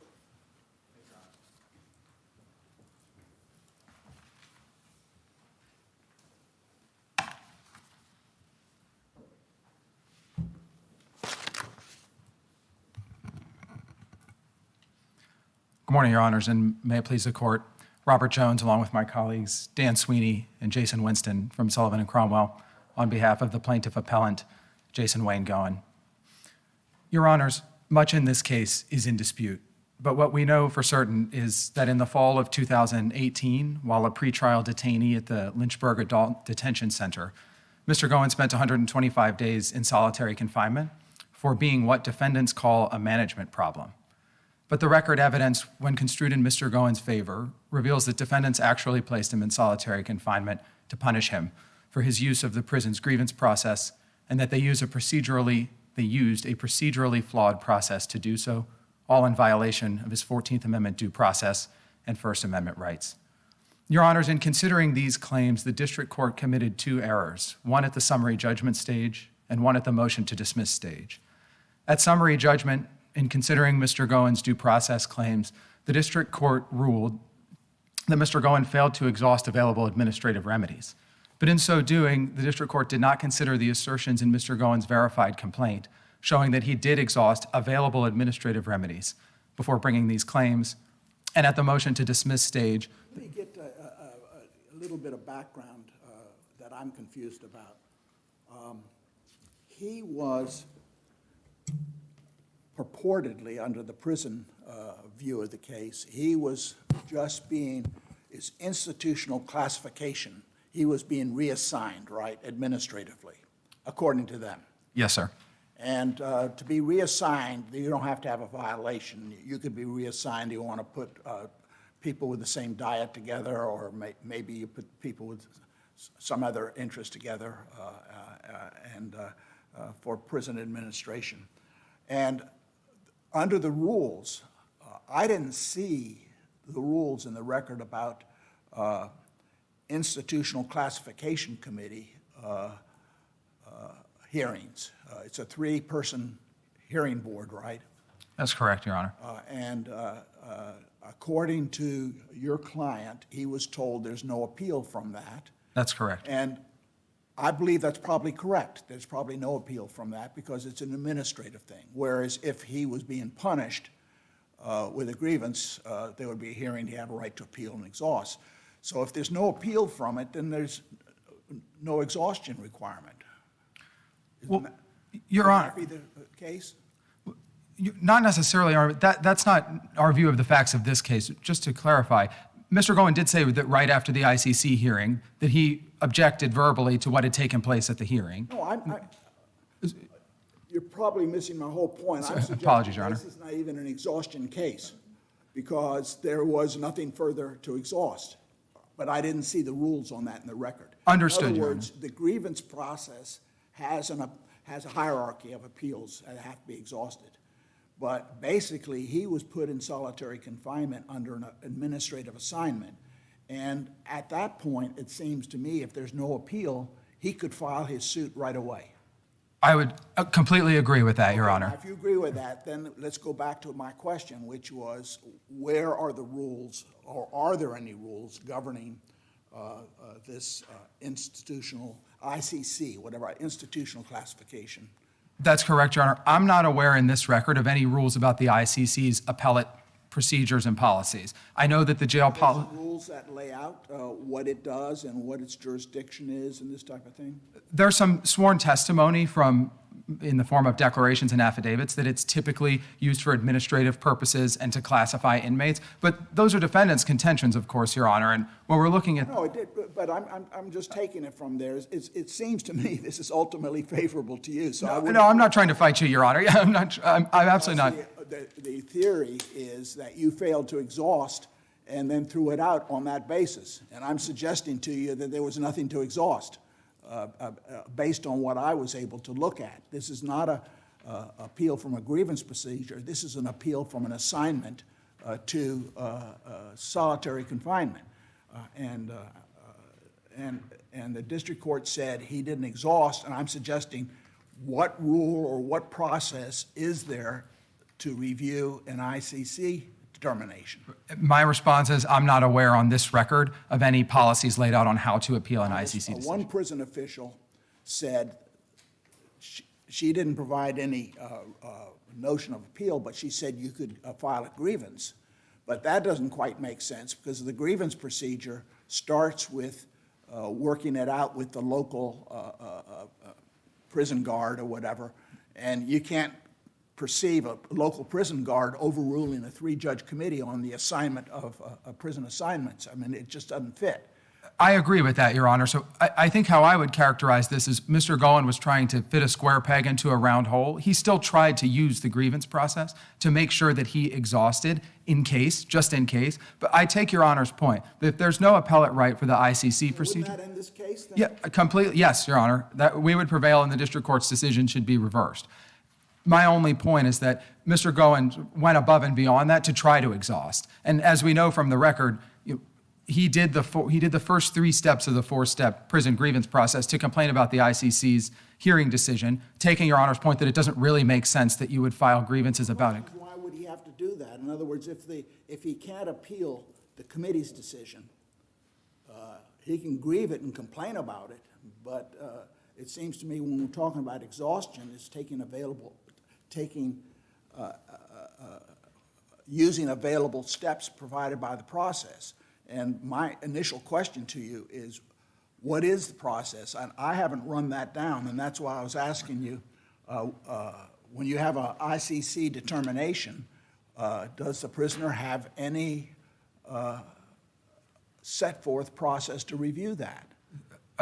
Understood your question, Your Honor, and on this record, I'm not aware that there's any evidence of what the process is. It's a factual question because he said in his complaint he was told there was no appeal from it. Completely agree with that, Your Honor. And at the very least, that rendered the 4th step of the 4-step process unavailable. But it also is a fair characterization that it rendered the whole process unavailable if he even had to use it.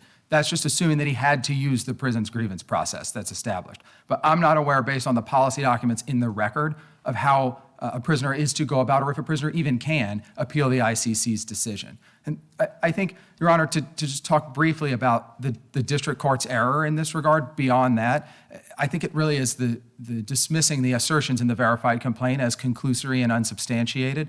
This court's precedent is very clear that assertions in a... What's that address? What does it go to? I mean... It's about the exhaustion requirement, whether Mr. Gallen exhausted. Is that Your Honor's question? Why are you going into the court ignored the verified complaint? I mean, the fact is the court assumed he had to exhaust and didn't exhaust. That's right, Your Honor. I'm just trying to cover all my bases here. I completely take Your Honor's point. The point is that if he did have to exhaust, the assertions in his verified complaint show that he did exhaust all available administrative remedies. That's the point that I'm making. I think the other issue I just wanted to briefly touch on is the district court's remark that Mr. Gallen conceded this issue by not raising it in response to defendant's motion for summary judgment, assuming, again, that he even did have to exhaust.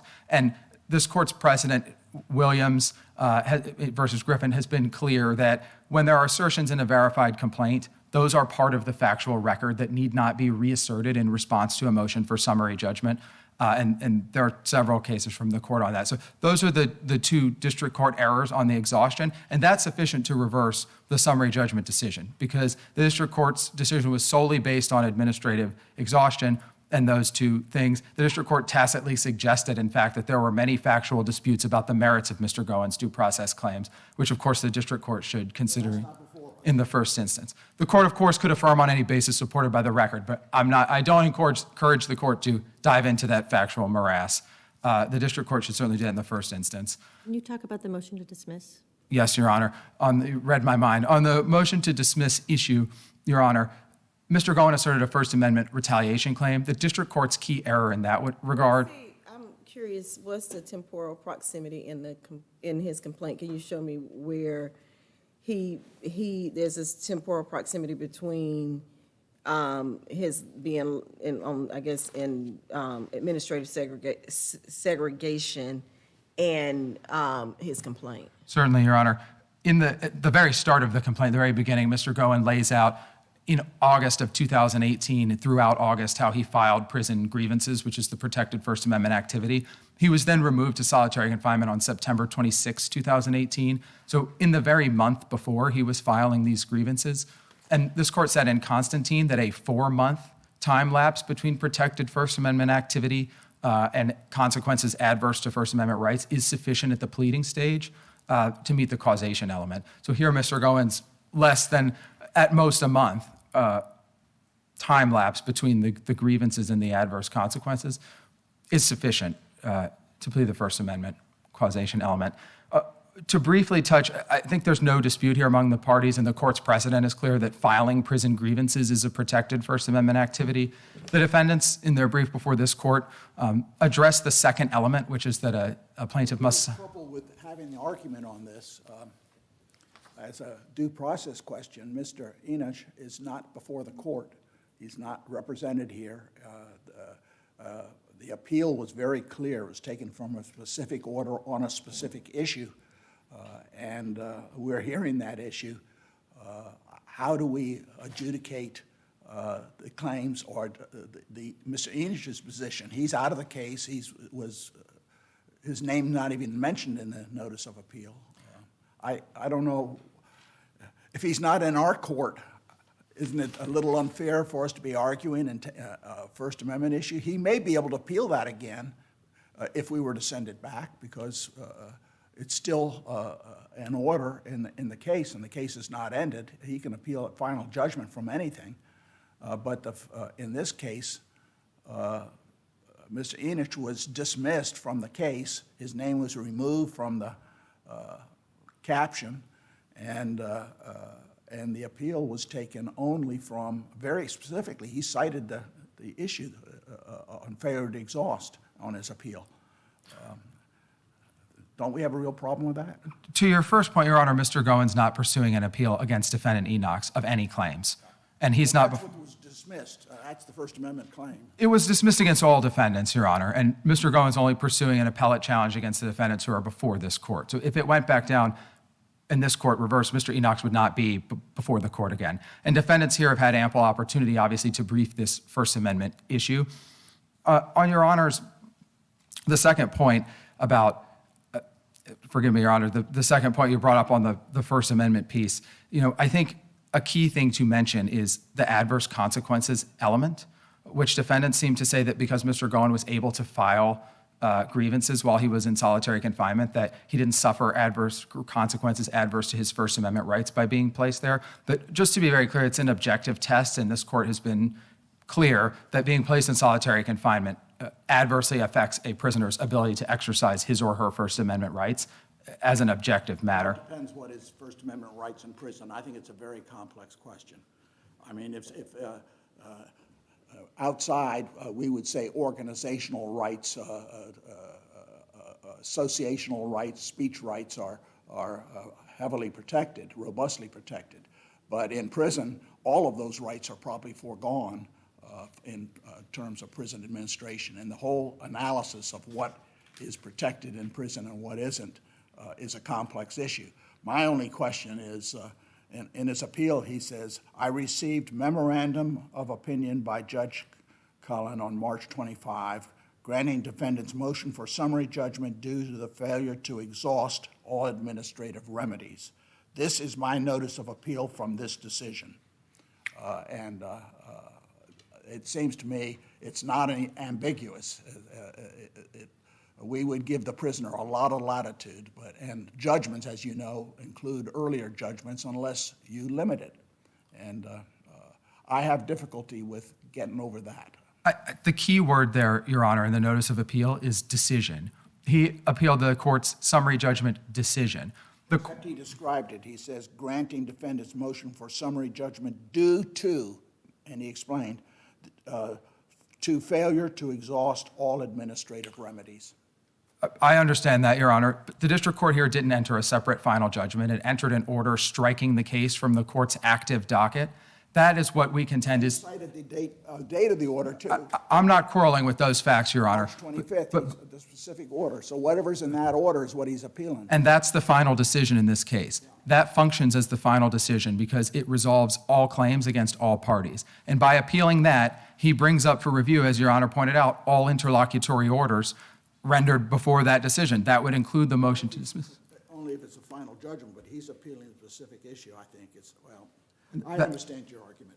Thank you, Your Honor. Yes, I disagree with that, Your Honor, as you would expect. I think that he appealed the final decision, which brings up the whole case. Didn't our court address this issue in Jenkins? I'm sorry, what was In it? Jenkins? I'm sorry, Your Honor. In Jenkins versus Woodward, didn't this court address that issue of appealability? Yes, Your Honor. I think we don't even need to look at case law because the federal rules themselves are clear.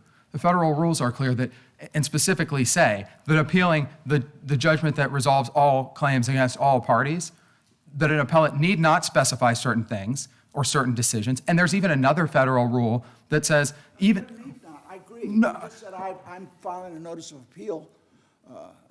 The other side of this coin is if we were to send it back, wouldn't that still be a viable judgment, a viable order that could be appealed? The motion to dismiss decision, Your Honor? Yes. I mean, in other words, if we vacate and send it back, well, I don't know I don't want to prejudge anything. Sure. No, the final point I would make, Your Honor, is the federal rules are clear that even noting certain things in a notice of appeal, unless you expressly state that you're limiting your notice of appeal, doesn't foreclose your ability to challenge prior interlocutory orders. I see my time has expired. Ask the court to reverse. You have some rebuttal. Yeah. Thank you, Your Honor. All right, Mr. Dadek.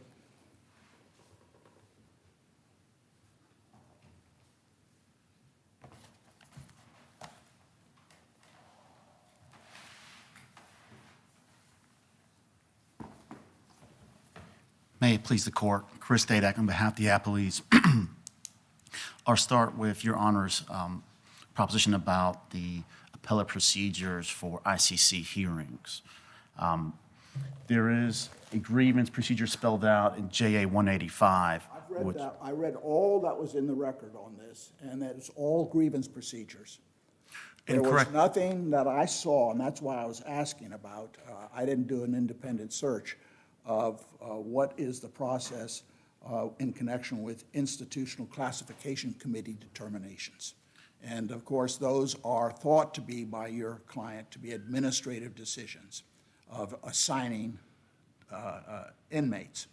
And so my question is there a rule, number one, that addresses the procedures before the ICC board? And number two, is there a right to appeal in those procedures further to some other board or some other person? Your Honor, I'm not been able to find in the record that specific outline, so I apologize if I missed it. The grievance procedures lay out what is exempt, which is disciplinary hearings, and disciplinary hearings do have a specific appellate procedure. And because it's exempt. We've seen that again and again in cases. I understand all that, but I'm worried about the confusion between a grievance and a determination of an administrative determination of the ICC. And that they did not consider that to be a grievance. And he was told, he said, that there's no appeal from that. And that makes a lot of sense to me, that there's no appeal from an administrative decision under the CCs. But I could not confirm that because nobody put those rules in. You put in the grievance rules, but that's a different issue. Understood, Your Honor. I mean, the decision of the ICC is what put him in isolation. Correct, Your Honor. But keep in mind, his issue is not the decision. He's not saying, you looked at it, you made the wrong decision, I'd like to appeal your decision. He's saying, my rights were violated. He said I did nothing wrong and I was sent to isolation, and the operative order that sent him to isolation was the decision of the ICC. But what he was trying to grieve was his due process violation, saying, you did it wrong. The hearing was constitutionally deficient. The question is, the district court said he didn't exhaust and threw him out of court without going any further. And my question is, what further process should he have exhausted pursuant to the rules of the institution. Well, pursuant to the rules, it'd be grievable. That's not a grievance. The ICC was the determination, an administrative determination, put him in isolation. They didn't say he did anything wrong. They said he was a troublemaker. That was their reason for hearing it. But even that sounds pretty strange. But if it's an assignment, they assigned him. Why'd they assign him to? He didn't do anything wrong, did he? They didn't accuse him of violating a rule of the prison. You're correct, Your Honor. And that they said they were not penalizing him, right? That's correct, Your Honor. Okay, so there's a whole process when you impose a penalty. That process is not relevant to the determination to send him to isolation. What was relevant is the ICC determination. And my question is to you, and I still don't know what the answer is, where does he go to review that within the prison system under the rules that are established? I apologize, I did not interrupt. Because there is no appeal procedure, he'd be filing a grievance, Your Honor. Why would he file a grievance? Because he is claiming that. That's what one of your persons said in a declaration, but the grievance has a whole procedure which all of a sudden puts little local guards in charge of the administrative decision decided by 3 members. And that doesn't make sense. Then you have to go and appeal that up to the next level, and they're reviewing an administrative decision? Doesn't make sense. But I want to see it in a rule. In other words, somebody says you should grieve it, just like you're saying. It doesn't make sense, but that doesn't answer my question. My question is, what further procedure is provided by rules to review the decision of an ICC? Based on the record in front of me, Your Honor, and I apologize if I miss anything, my argument would be, Your Honor, because there's a specific appellate procedure for disciplinary hearings, which are exempt under a grievance, and so the rule tells the inmate, because this is not a disciplinary hearing, you file a grievance. It lists the exemptions from grievances. And ICC appealed the grievance, but what if he wanted to appeal the decision that sent him to isolation? That was the ICC sent him there. And they sent him there pursuant to their process, and they made a decision, and he went. Now, sure, he can file a grievance to object to that, but that's not a mandatory thing.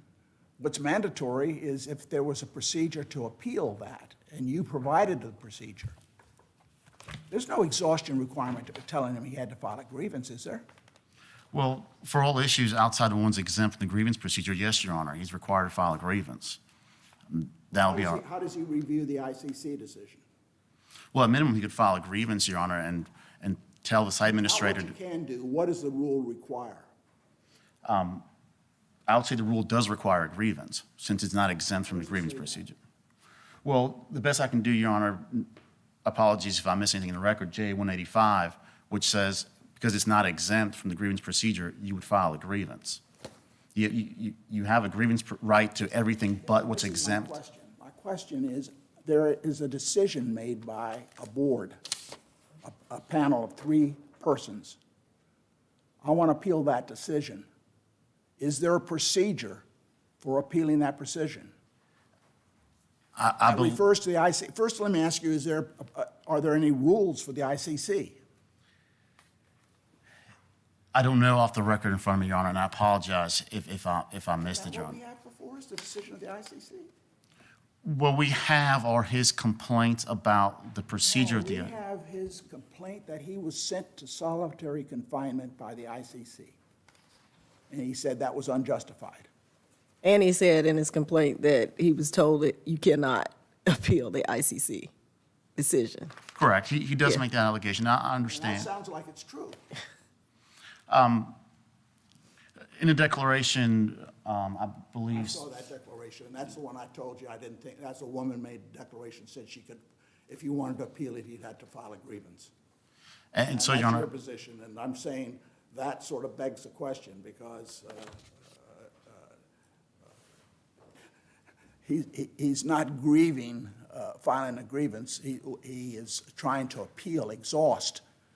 The whole proposition is the district court said he didn't exhaust available remedies, And the question is, do you have to file a grievance and go through this process of consulting with the local guard there and trying to work it out and going through this thing, when there's a member board appointed by the prison to review this assignment?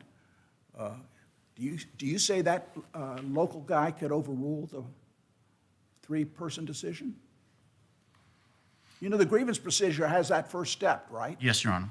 And could the guard, the official, overrule the ICC? I don't know if I could speak on the record, but he could not, Your Honor, based I on the don't record. think he could. I don't think anybody could. Well, there are procedures into he could keep appealing it to someone who then could overturn that, Your Honor. I do believe the site administrator could overturn that decision, which is the whole point of grievance procedure. Let me ask a little simpler question then. Do you have a written rule, that says the way to appeal an ICC decision is to file a grievance? I don't believe that is explicitly written in the handbook, Your Honor. Apologies if I missed it in the record, but I believe, given from the fact, I'll be Then let me repeating. ask a more general question. Do you have any rules relating to the ICC? Not in the record that I'm aware of, Are Your Honor. are you aware of some that exist? I don't know, Your Honor. I apologize. I was not counsel at district court level, so I'm looking at the That's what appellate. we have before us, isn't it? Right, we just have the record in district court level, Your Honor. So I don't think I could proffer what the rules would be anyway, Your Honor. I didn't mean to put you on, but that is the issue that, and I got stuck on that, and I mean, if he didn't exhaust if he had a grievance and that was the whole thing, he reduced these things to grievances. He didn't know how else to talk to the administrative officials, but his objection at bottom was being, at least in the case now before us, is being sent to solitary confinement. I understand, Your Honor. Obviously, if the court concludes he has no available administrative remedies, that is dispositive. I don't argue that, Your Honor.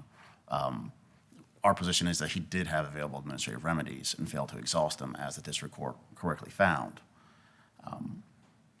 If I may briefly address the First Amendment issue, borrowing the procedural issues that Your Honor has brought up, the temporal proximity is not there. Under their argument, there would be no limit to First Amendment retaliation cases an inmate could bring. As long as he ever brought a grievance, he could always say, well, this administrative proceeding is in relation to my grievance. But for purposes of a motion to dismiss, I think it's their position that he stated a plausible claim as to temporal proximity. Well, and my response to that would be true for every inmate who ever files a grievance. There is nothing in the record that ties any causal relation between this administrative proceeding and him filing grievances. He didn't file a grievance related to that day, and then someone say, you filed a grievance, and so we're going to put you in seg. There's no causal relation between this proceeding and him filing grievances. There's nothing in the documents. There's no allegations to statements made by anyone. There's nothing in the record that shows a causal relationship between the administrative proceeding and him filing grievances. They cite to Martin 1, in that case, an inmate filed a grievance against an officer's misconduct. The next day, he's interrogated for hours about that grievance and then placed in administrative segregation. It wasn't just pure temporal proximity in that case. Not only was it much closer in time, but there was a specific act that showed up. What about the ringleader comment? So you want to be a ringleader, huh? We've got a place for ringleaders. And nothing about that statement relates to him filing grievances. I think the district court correctly looked at that statement and said, that is not causally tied to you filing a grievance. Well, I think it's causally tied to him filing a grievance and encouraging his others to file grievances. Is that right? He argued that it was tied to him telling others to file grievances, which is not protected First Amendment activity, encouraging others to file grievances. So there's nothing in that statement alone, which, by the way, is also only made by one Hasn't individual. the Eighth Circuit found that it is protected First Amendment activity in Lamar? I am not familiar with that case, Your Honor, and if they did, we'd be entitled to qualified immunity since no Fourth Circuit case has made that finding, Your Honor. But separate and apart from the qualified immunity issue, isn't it, well, you can look at the case, but in Lamar in the Eighth Circuit, the court did find that an inmate encouraging other inmates to file grievances was First Amendment protected activity. And I see no circuit precedent in our circuit finding otherwise, unless you can point to one. Not off the top of my head, Your Honor, no. But again, the ringleader comment, it's pretty undisputed from the What facts. about his complaint of the heat in his cell? I think he alleges that also, for temporal proximity. But that's not tied to a grievance.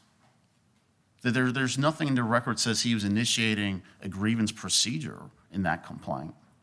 There's nothing in the record indicates any defendant interpreted that to be starting a grievance procedure. And again, I want to emphasize, to the point that statement could be retaliatory, only one individual supposedly made that statement. There's no allegation as to any of the actual ICC officers making that statement, being aware of that statement, being aware of any other grievances he filed. And then that hearing occurs a month after this alleged statement by Lieutenant Winfield. So this temporal proximity, it's purely based on, well, I filed grievances in the past. He didn't complain about the heat, file a grievance, and then we, after that, said, oh, we've let you go back to general population despite, you being a ringleader and causing these issues about the air conditioning, but you filed a grievance and therefore we're going to put you admin seg. That's not what happened. There's no causal relation between this proceeding, putting him in admin segregation, and him filing any actual grievances. But does the grievance procedure start with him filing, or does it start with his verbal? It starts, I'm sorry. Verbally, I thought the process was to try to verbally resolve the issue. Wouldn't that be the beginning of the grievance That would procedure? be, yes, Your Honor. And that's what he, according to his allegations, that's what he said, is that he was complaining to the officers about the heat. And could he keep his meal slot open? Well, again, Your Honor, the case law says we should be skeptical of inmate retaliation cases because they can always be tied to something, right? They can always say, well, I filed a grievance, I made a complaint. Without an actual causal relationship besides the fact that I've made complaints in the past, there would be no way to limit these type of cases pre-trial. Because every complaint could technically be started as informal resolution, correct? No matter, even if it led to force being used by the inmate, he could always say, well, before I beat you up, I complained about something. And that's the true reason you put me in seg. It's not that I acted violent, it's because I complained. If all it took was any temporal proximity, no matter whether it's months, days, any temporal, because there'll always be temporal, they argue 4 months. Well, you're saying there would be no way to resolve it pre-trial, but this is a motion to dismiss. It could be resolved pre-trial in a motion for summary judgment, and that would be the time to argue all these facts, right? But it seems that right now, it's a motion to dismiss. Correct, Your Honor, but I don't see how the analysis of his allegation would be any different, Your Honor. He hasn't alleged, the issue isn't, well, he alleged X, Y, Z. That's not true. The issue is, all he's alleged is that I filed grievances in the past. There's no allegation that the ICC Well, he alleged here- he filed a grievance about the heat, and that he began that grievance with a statement, because that's the first step, and that seems like speech. I'm not aware of allegations that he filed a grievance about the heat. I'm not aware of that allegation.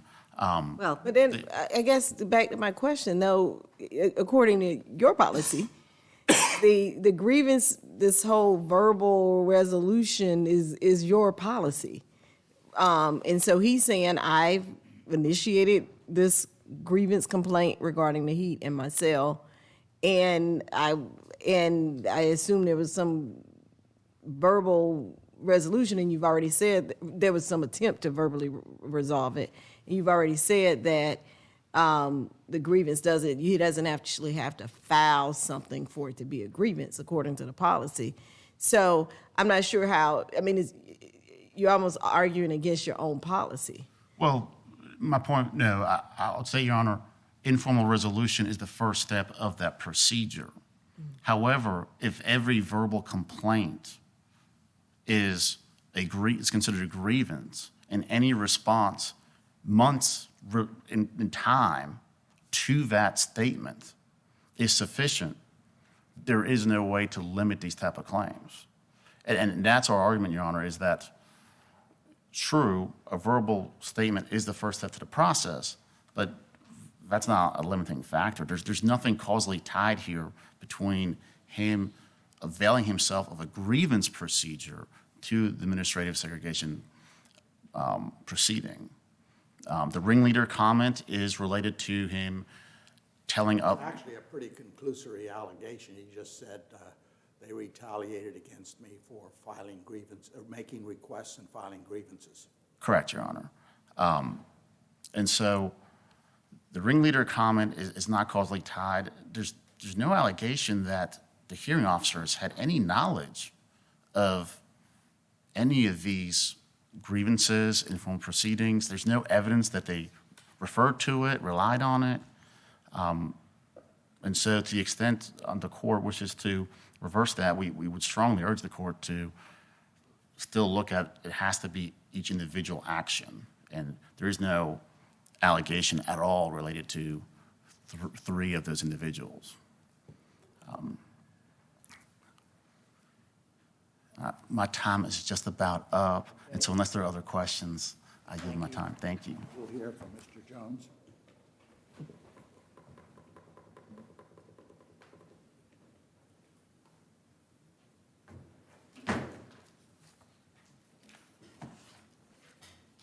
Thank you, Your Honors. Just a few quick points on rebuttal. First, to Judge Berner's question about Jenkins, it is absolutely correct that Jenkins resolved the notice of appeal issue. In fact, I'll read, Jenkins explicitly challenged the district court's order granting the summary judgment motion in resolving his case. That order encompassed all prior district court orders. So on top of the plain language of the federal rules with regards to the scope of the notice of appeal, Jenkins from this court, a 2024 case, interpreted the plain language of those rules in accordance with the language. Second, to Judge Benjamin's question regarding the protected First Amendment activity and when it would occur. Going back to there, I think there's a fair distinction to be made, because a judgment or a summary judgment ends the case, and when you appeal that, as a matter of rule, it encompasses all preliminary appeals. The only question I had raised and is that he specifically described the issue that he was appealing as contained in a specific order, dated on a specific date, which only addressed that. And that seems to me would limit his appeal, but that was my only point. 2 points, Your Honor. The summary judgment decision resolved all claims against all parties, so it functioned as the final judgment. I understand, but the final judgment, even a general final judgment in a case, you can specify the appeal you're taking. That's correct, Your Honor, but in this case, he said he was appealing the issue on the exhaustion. the rules and Jenkins both make clear that listing specific things in a notice of appeal does not preclude you from raising prior interlocutory orders that merge into that final decision. On Judge Benjamin's point about the protected activity, just to be clear, we agree with Your Honor's position that verbally complaining about the air conditioning situation the morning he was placed in solitary confinement, that is the first step of defendant's own grievance process. So if they retaliated against Mr. Gallen, which his allegations say they did, for participating in that grievance process, that's enough to state a First Amendment retaliation claim. And the defendants are concerned about limits and that this might lead to a flood of litigation. The answer to that is defendants should not retaliate against prisoners for engaging in protected First Amendment activity. And if they do so in close temporal proximity to the protected activity, then a plaintiff can state a First Amendment claim. And the final point I would make, Your Honor brought up Lamar from the Eighth Circuit, Judge Berner. Lamar, I think, is very important to this case because the assertions and allegations in this case, when boiled down, even looking at defendants' assertions, are that somehow Mr. Gallen created unrest by suggesting that other prisoners should use the prison's established grievance process. Lamar said, you cannot retaliate against someone for doing that, for that protected speech. That is exactly what happened here, and it's why this court should look to Lamar and establish in this circuit that there is a protected First Amendment right to just encourage your other inmates to use the already established grievance process. Thank the court for its time, and we ask that you reverse and remand both the summary judgment and the motion to dismiss decisions. Thank you. Mr. Jones, I understand you're court appointed, is that right? Yes, Your Honor, that's correct. I want to recognize that service. As you know, that's very important, and we take it very gratefully to have your service and Thank you, Your Honor. colleagues, too. Thank you. Come down and greet counsel and adjourn for the day. This honorable court stands adjourned until tomorrow morning. God save the United States and this honorable court.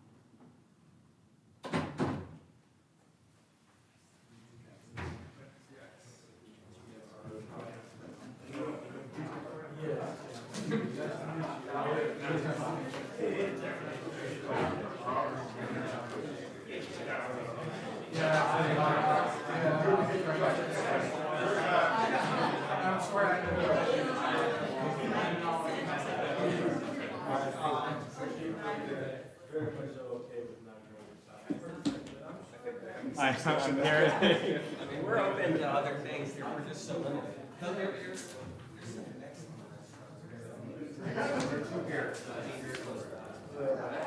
We actually went to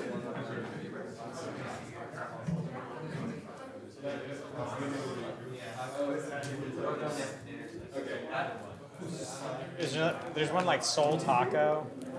That's close. We can do some digging.